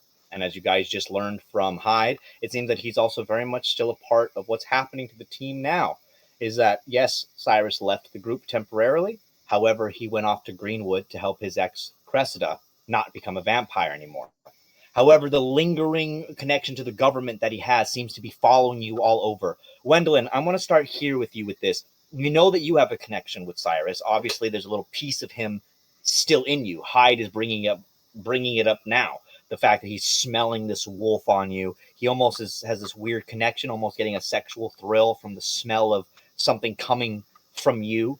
Clearly, he's a gnoll, so he just has a dog scent, and since you changed into a werewolf type of beast within the last 24 hours, he's smelling it on you, Wendeline. And you're still also currently, Wendeline, just in a robe. You're not wearing much else. You've gone literally from getting... Yeah, you're wearing a robe. You literally were flying in the air in a robe and went from basically being attacked and accosted by a knight to now you're in this fight. So you're pretty bare underneath this robe. Halmon is very similar, actually. He's kind of wearing like just a short bathrobe as well. Isn't it like snowing and shit right now? It's pretty chilly out. It was like slightly out here. Get a little nipply, if you know what I mean. You're getting a little nipply out there. But Wendeline, right now the team is then kind of figuring this out. Hyde is still tied to the tree. He's sniffing at you, and the team now has to decide which direction they want to go. Wendeline, you know here that you can either go to Zon, which is a very casino-like place, and you know that your friend Sett head off, and he went in that direction. You know that that's where also a very vile villain by the name of Puff is, that ripped his ex-girlfriend in half, threatened your group, and seemingly is a looming threat. Or now your new friend Astrum here has just yelled to you, Wendeline, that his town is very much in need of help. And Hyde has just said that there's somebody in Goldfish who is also connected to these masters. So Wendeline, I want to start with you. What are your thoughts here? What do you want to say? What do you want to do? You can literally do anything right now, Stas. You're just in the woods and your friends are surrounded this knoll tied to a tree. What would you like to do, if anything, Stassi? I know, once again, there's a whole bunch of shit going on, but anything you'd like to do? You can still tell that Belle's a little shook up. The first thing on my list I want to ask is, can I still hit him? The knoll? Yeah, you can actually, and it won't. Yeah. Destroy the command I have over waiting. him. I'm winding up for it. He's Okay, talking shit. Can I hit him? Yes, you can. You can just hit him. I'm just gonna let you hit him, give him a full punch in his face. Tell me what you want to do. I'm not even gonna let you. Because my plus 4 to hit. Does a 19 hit? The only thing saying is that the spell will not end unless someone uses remove curse, greater restoration, or a wish spell. It won't disappear for like a year. All right. So Wendeline, what do you want to do when you punch him right now? What do I want to do? What do you want to do? How do you want to hit him? First of all, I want to land that punch. Like do what? Bow! Yeah, I just want just no words first. Just land that punch real quick. You land it as you hit him. As soon as we're done getting what we need from him, I look over to Sakura and I'm like, please, can I and I just hit him. So you hit him, and then I look at him and I go, next time you smell me from a mile away, run the other direction because I'm coming for you. Oh my God! I wish that I was not chained up and you were back in your wolf form, because you and me could have so much fun. He looks to Astrum. She's feisty. I like girls from South Malla. They're feisty. Is that where your family is from, Miss Darkwinds? He knows you. That's none of your business. You don't get to ask questions. That's a shame, because I think I have an answer to something your friend Wendeline here may like to know. Then cough up the answer already. I thought you told me to not Is there any questions? What do you want? Me to hit you again? Oh no. You're cutting out. Hold on. Hold on, Stassi, come back one more time. Come back one more time, maybe. Because I'll hit you Oh, you're again. good. Fine. Let me tell you then. You have 2 parents who were recently in Red Hill, correct? Oh no, I think she's lagging. Wendy, leave and come back. Hold on, Stassi, maybe come back. Come back one more time. Do you want me No. to hit you again? No! Stassi, you gotta come back in. Come in and out. Come in and out. Yeah. I know. Hold on. She'll get it. She'll get it in a second, guys. Leave and come back. There we go. Well. Don't worry, everybody. It happens to the best of us all the time. Hold on. We'll message her right now because I want to get this conversation going. I like what she's saying. She's in a new place, so I'm assuming that has to do with it. Probably, yeah. Don't worry, guys. It happens to the best of us all. We've all had glitch out issues. Say leave and come back. I did. Hopefully she'll be able to come in and out in a second. But as Hyde is like kind of laughing at it, just laughing and cackling as Wendeline seems to be getting angrier and angrier here, I'm going to get back to her in a second. But Astrum, what are you thinking when you're watching this exchange happening? And don't worry, Wendeline, we'll get back to you in a second. I know that it was breaking up for a second. I'll be right with you, Stassi. Here, I'm here. You're good. Okay, so Stassi's back. So right 1 second. So he looks to you, Wendeline. You had 2 parents recently in Red Hill, correct? Yes.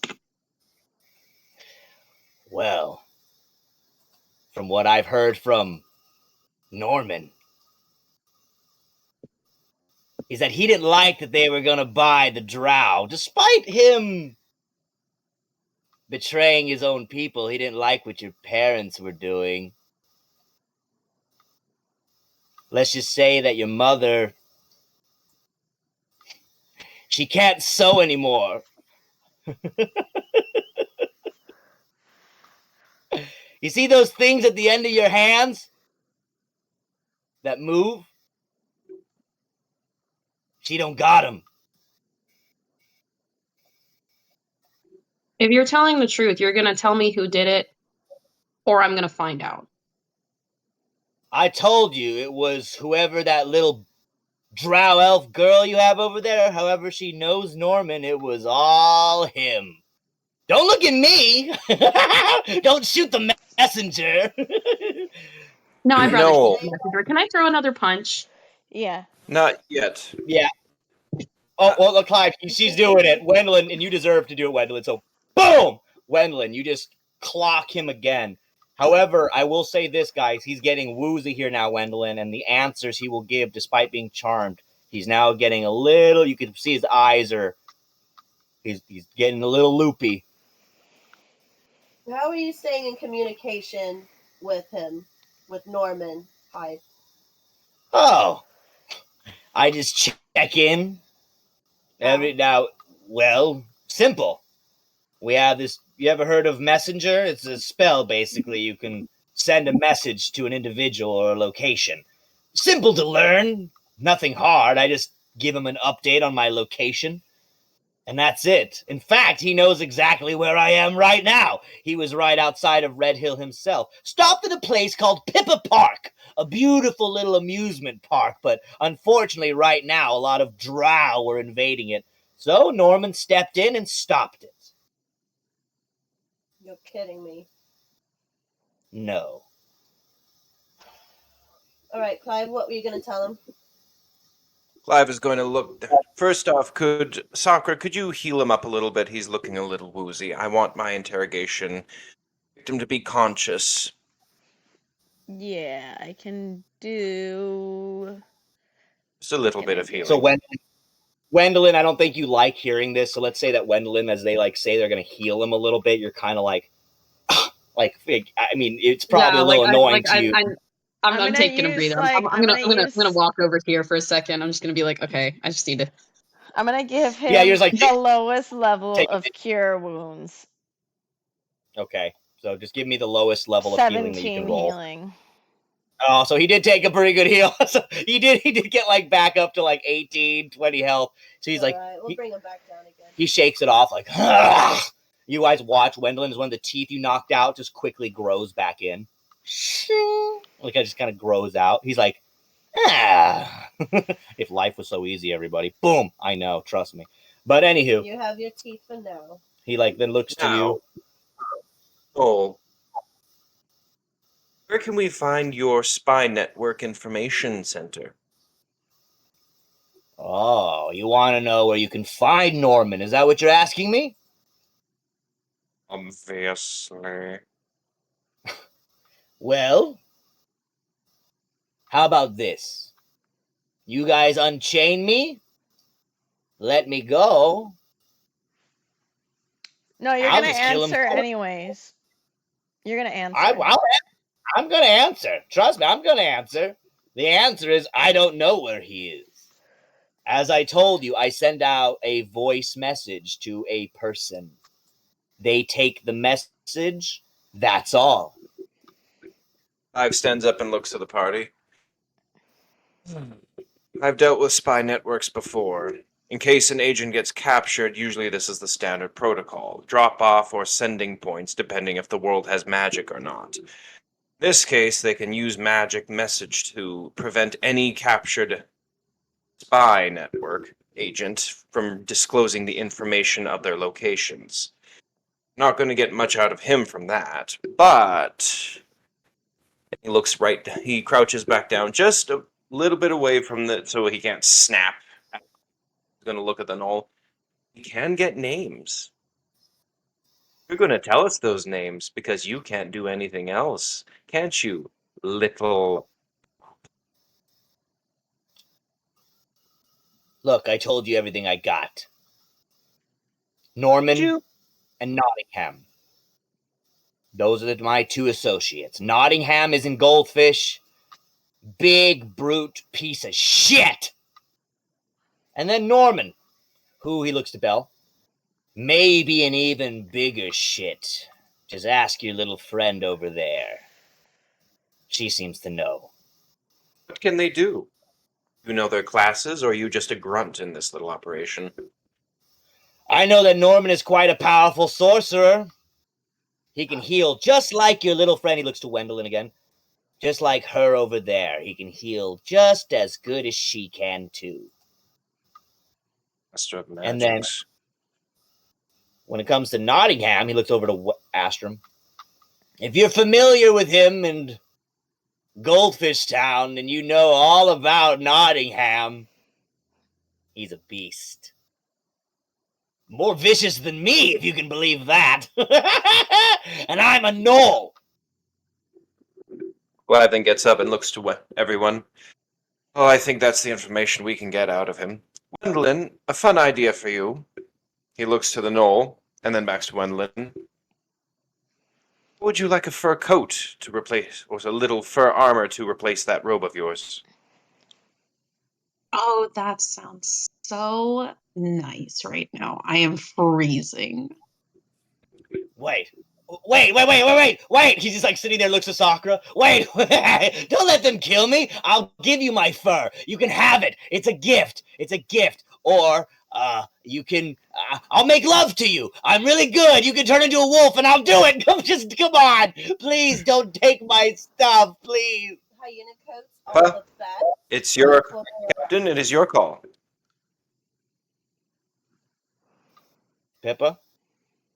Captain? Hyena coats are the best, so He said, Captain, it's your call. I say you can take his coat. Just leave him alive, tied to the tree is perfectly fine. Just take his coat. Wait, so you're gonna skin me and leave me alive? I mean, that seems fair. Clive turns around to the knoll. Believe it or not, I have quite the skill in leatherworking in another life. I'm sure I can pull up a memory. Might be a little messy and painful. But it's better for the pelt when they're alive anyways. It comes off easier. As long as we don't kill him, my spell will be fine. Amalia goes, Amalia steps up and goes, hold on. I need to ask him something. Can we just take a second, please? All means. And Amalia kind of like rushes straight up to Belle and like looks to view Belle.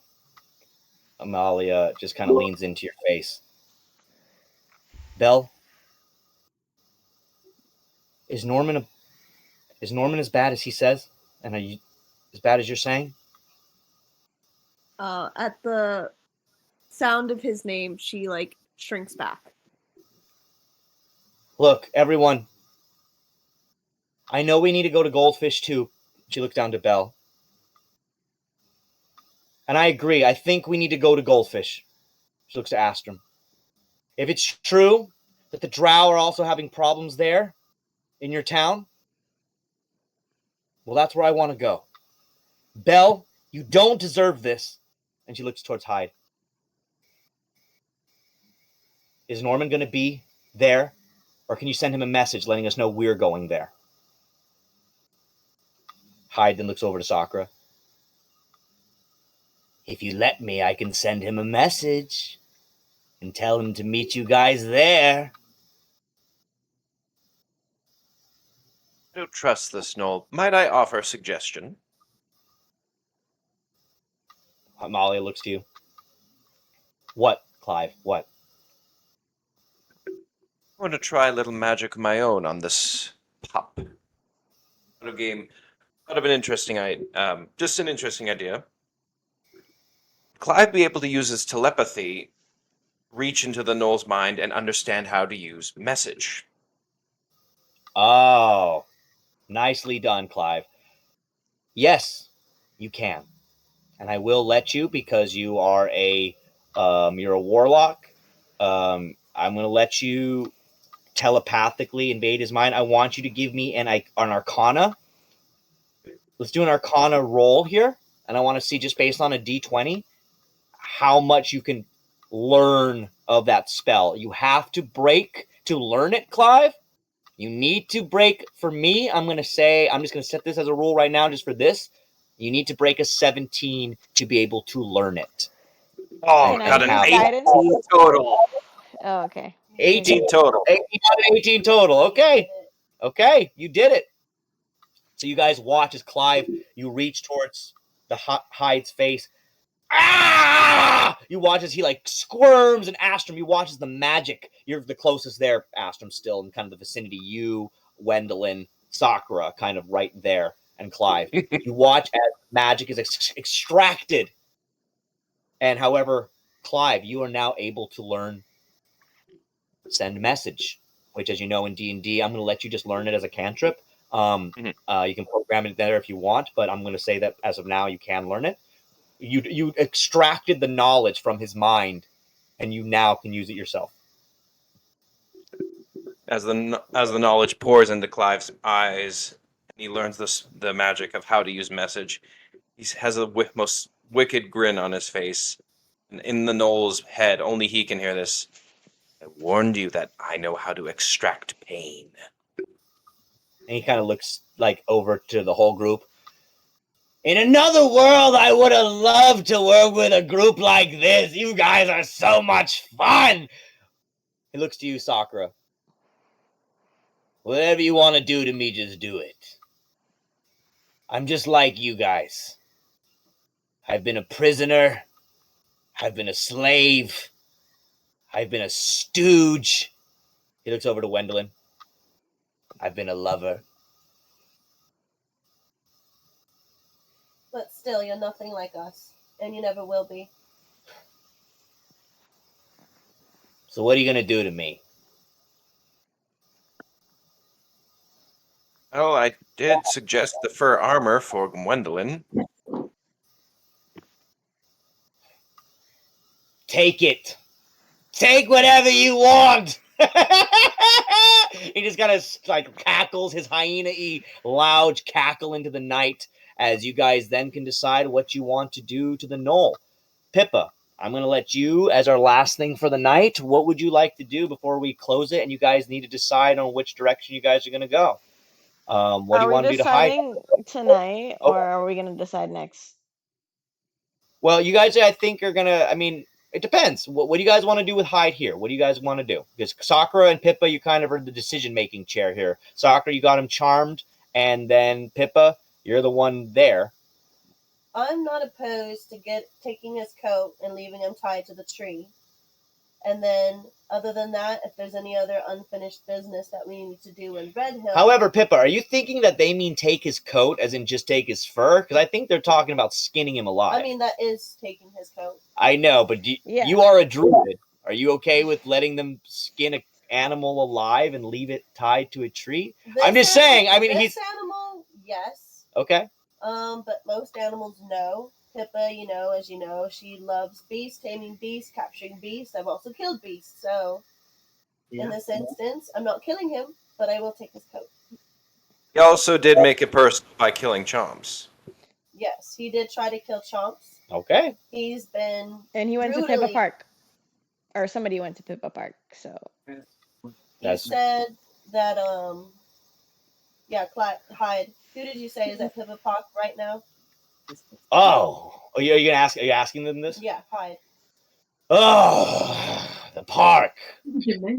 That's the last place that Norman went that I know of, and all the other drow hunters. But the park's still alive and up and well, if that's what you're worried about. So they're not there anymore, or are they there right now? Well, that's the last where I heard they were, but I don't know if they're there now.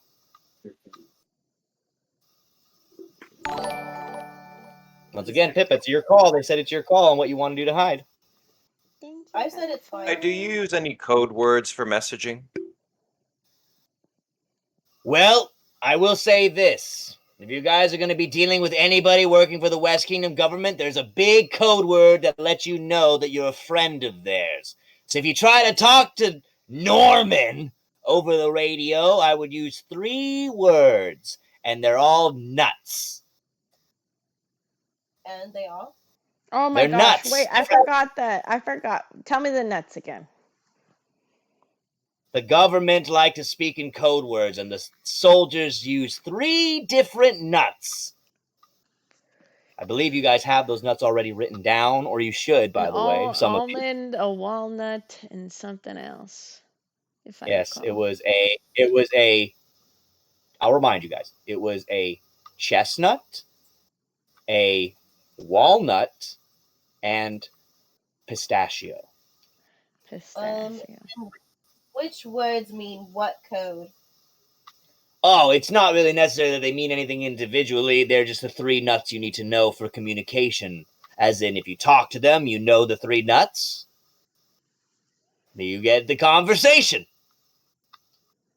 But who do the nuts relate to? Like, They're nuts! They don't relate to anything. They're fucking nuts. Just like the government. They're literally nuts. So They're it's like, nuts. ring, ring, this is Pistachio giving you a call. Or is it just like, I'm speaking to this specific individual. This is specifically Chestnut. I need details. I call and go. Yeah, it's a code word. Pistachio. Yeah, it's just code words. You just say the 3 nuts, and they'll know that you're legit. Pippa, essentially, it would be like sending the message. This is the associate here, and then you say the 3 nuts: pistachio, walnut, and all that. Yes, and then they'll believe you, I suppose. I'm giving you too much information as a DM. Come on, what do you want from me? I'm giving you everything. Astrum, you're just like, okay. So Astrum, you also clocking this down too. Belle, Sakura, Wendeline, Amalia, Halmon, all of you guys are remembering the nuts. Pistachio, I remember pistachio. Chestnut, walnut. Those are the 3 nuts that are needed. Truth magic is quite a pain, isn't it? He's like, yes. So here we're gonna end the episode with. Did you guys want to skin Hyde and make Wendeline a fur coat, or what do you guys want to do? I know this is a weird one, guys. I'll leave it up to everyone else to decide. Whatever happens, Pippa's gonna turn away if you guys do it. Even though I hate him, I still don't want to witness it. Might I suggest something that benefits everyone then? A catharsis. Clive holds up his +2 revolver, walks over to Pippa, hands it to her, chomps. Bullet right through the head. And we take his coat. Wendeline. I feel like killing him's too easy of a death, though. I feel like just leaving him tied to a tree. Also, just so you guys need a know, little- for my spell, again, if any action you're doing or command that I'm giving him will directly result in his death, then the spell will break. So, just warning you guys that if you wanted once we take to his get fur, the coat, then if he's still alive, then it's okay. Is that going to be important after we get what we need from him and take his skin? What if when we skin him, he dies a shot? I mean, yeah, that could easily happen too. People. I mean, Sakura could just keep him alive, or whatever, until we finish skinning him and just have him feel the pain, but he won't die of shock. Though I will say, in order to skin him, we'd have to remove the chains because he is tied up to a tree. Exactly. So how about you just leave me here, or let me go? How about that? Different type of hair. Different type of hair things from Sierra's screen. I can hear their son in the background. Oh yeah, I can hear Sierra too. It's okay. It's okay. Clive still holds up the revolver to Pippa. Your choice, Captain. I mean, honestly, Wendeline, we can buy you a fabulous coat. I don't know if risking unchaining him is the best. The knots that Assy did are so good. I don't think you're gonna get those undone anyway. Honestly, what happened to that ability? Astrum, Assy, I think it's the best nickname, honestly. What happened to that ability that Hogman had, where he could make clothes out of snow? Why can't he just do that? I mean, I can do that for her too. It's kind of this interesting thing. Can it's more he technically just put his hand on him and just remove the fur from his body and turn it into a coat? I actually am not sure how that works with the Because the natural material is there, and I would make it so that he's willing to do it. All right. So I mean, I can. Let's say this. Hollywood's just like, fuck it. Halmon just fuck it. I'm getting Wendeline that fur coat. And so he just Wendeline, you watch as Halmon just starts chopping with his axe, hides fur off of his body. There's some chunks of blood in there. It's not really that much as in he's trying to kill him, but you guys are watching as Hyde's as he's just shaving him. And after about a good 10 to 15 minutes, Halmon is just chopped off most of Hyde's fur. He's a bloody. No, I'm gonna let him still be charmed by Hyde's Hyde. Yeah, exactly. He's got Hyde. And fuck you, Sakura. every time. But you manage to. He's shaved. He's looks pathetic. Clive, Belle, Wendeline, Sakura, Amalia, Astrum. All of you guys can just see this pathetic, just naked, shaved Knoll tied to a tree. He's pathetic. His mouth has been shot. He's bleeding. He's now shaved, pretty much his hair and his arm hair and patches of his body are all shaved off of him. He looks pathetic. Pippa, it's now your choice for the end of the night. Do you want to leave him in the woods? Do you want to kill him? Do you want to go back into town? I'm going to let you, Pippa, make the final call for the night. I say we leave him to the tree and we go back into town. Sakura, do you want to do any last business with saying goodbye to your sister or anything? I'm starving. I'm sure the rest of you are starving. I say going back into Red Hill, into town would be great. And then we can figure out later where we want to go. That's a good idea.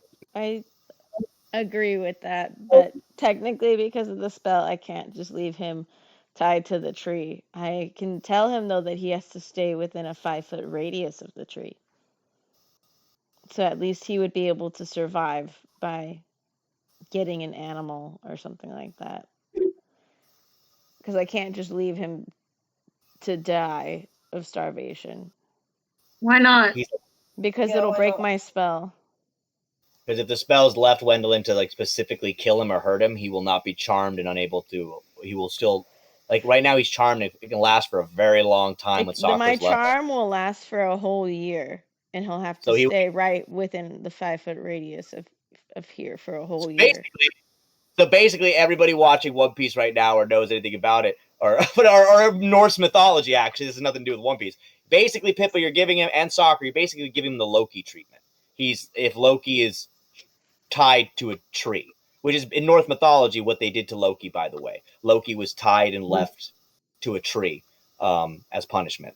So, I mean, you guys can go the full-on Loki route and just leave him tied to a tree as punishment. And Sakura, you're right, he will be trapped under your charm and can't do anything to your team or even leave that area for a full year plus if you do that.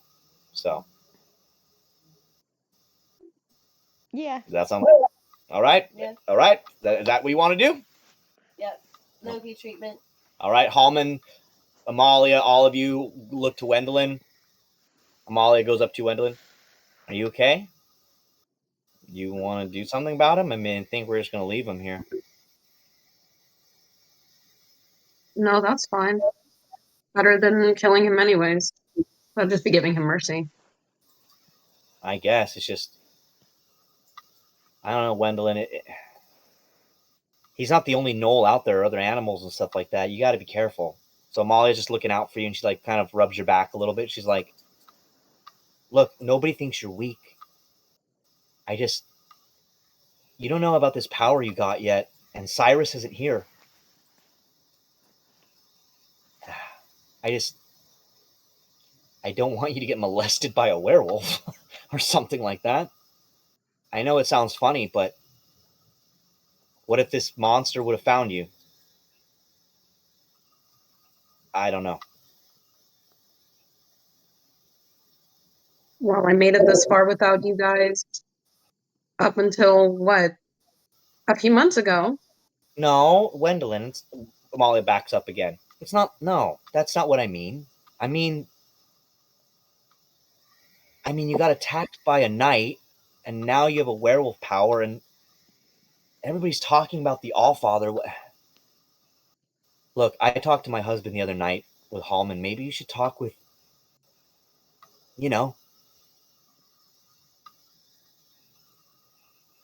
before Trust we make me, I've been trying. Well, look, Halmon and I think Sakura have divinity. If you have it too, you can try to call him. Look, I'm not going to bother you about it. It's just I want to make sure you're okay. I'm not, but thanks for checking in. Look, and if your mom really lost her fingers like that, then we can figure it out. I'll make sure that Hades. Look, he can cause miracles. I know I'm not supposed to ask him for that type of stuff because I'm his wife or whatever, but if he can make your mom's fingers come back, I'm going to ask him. Okay? How about we find out if her fingers are actually there or not first? Well, Clive, hide Wendeline. He can't lie to you when he's under charm, really. So unfortunately, everything he was telling you is pretty true. And Amalia kind of looks to you like, Wendeline, he was charmed. She lost her fingers.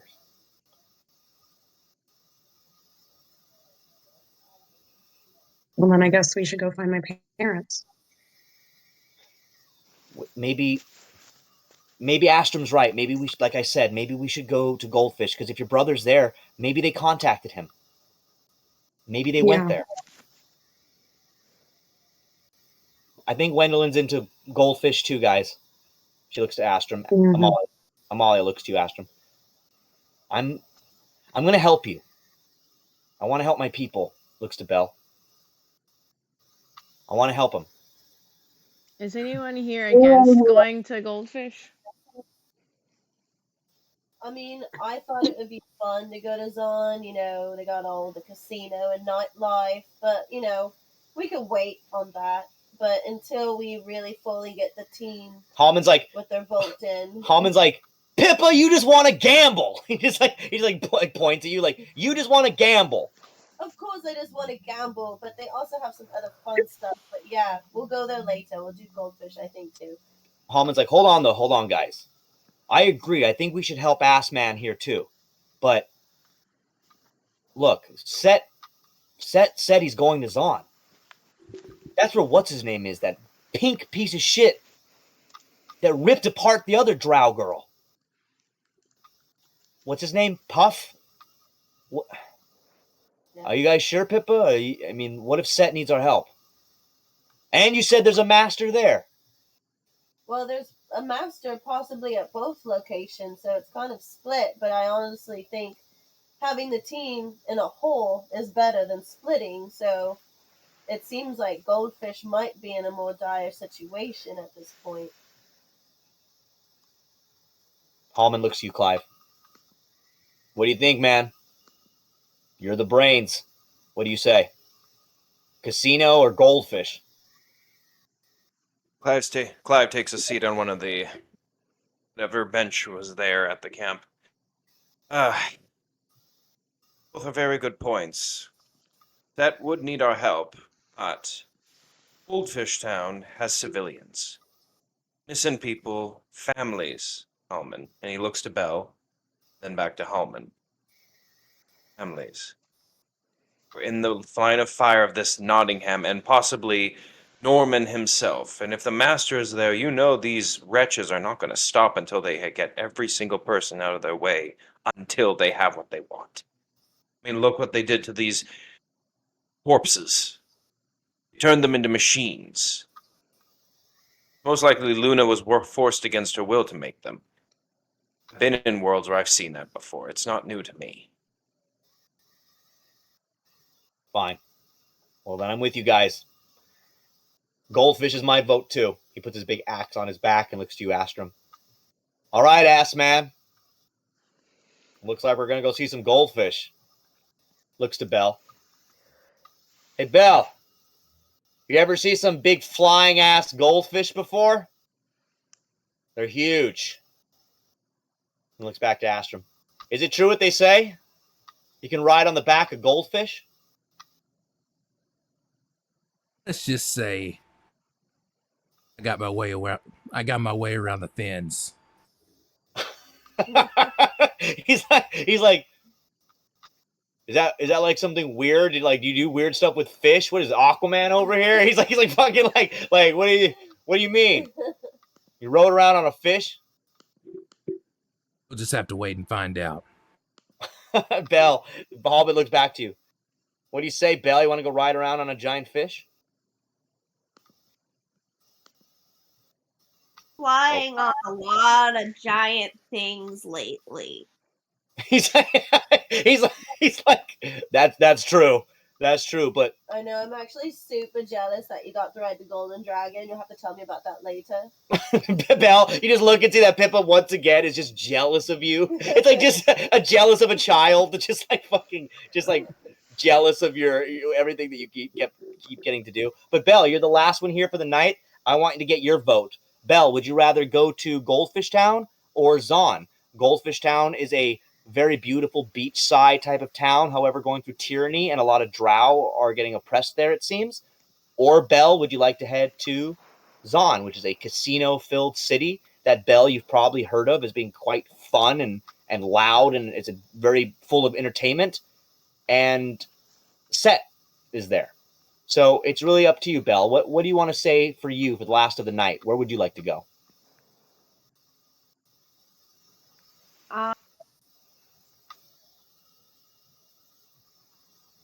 I feel like she obviously wants to avoid certain areas, but also like casino doesn't seem like something Belle can do. She's just a baby. She's just a baby, yeah. So I mean, and also, Belle, despite you not wanting to be around Norman and stuff like that, it's not for sure that he's around the drow situation in Goldfish. So you're also hearing this being like, your people are there. So that's also something to think about too. But as Pippa and Halmon look to you, Halmon's like, where do you want to go, Belle? And he's wanting to know where you're going to choose. And be like, I just want to go home. And then he looks up, Pippa. I think we're going to go to Goldfish. And either way, Norman or not. Norman.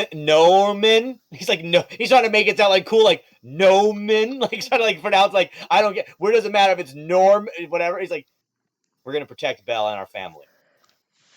Astrum, let's go to your home. And so that's, I think, we're going to call it tonight's episode. Guys, Astrum, do you want to leave us with something? Astrum looks over at Halmon and the rest of the team. And he's kind of like growing a fond of them because of this. And he's like, thank you. I'm forever in your debt.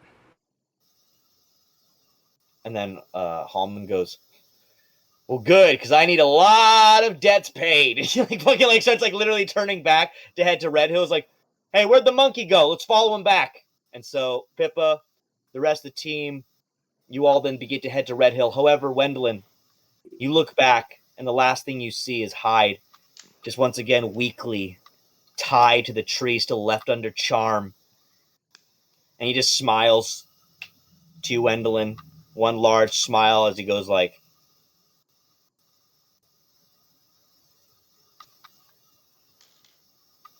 and that's what we're going to call tonight's game. So next week, we're going to finish off the last bit of what you guys want to do in Red Hill, and we are switching, I guess, over to the Goldfish chapter.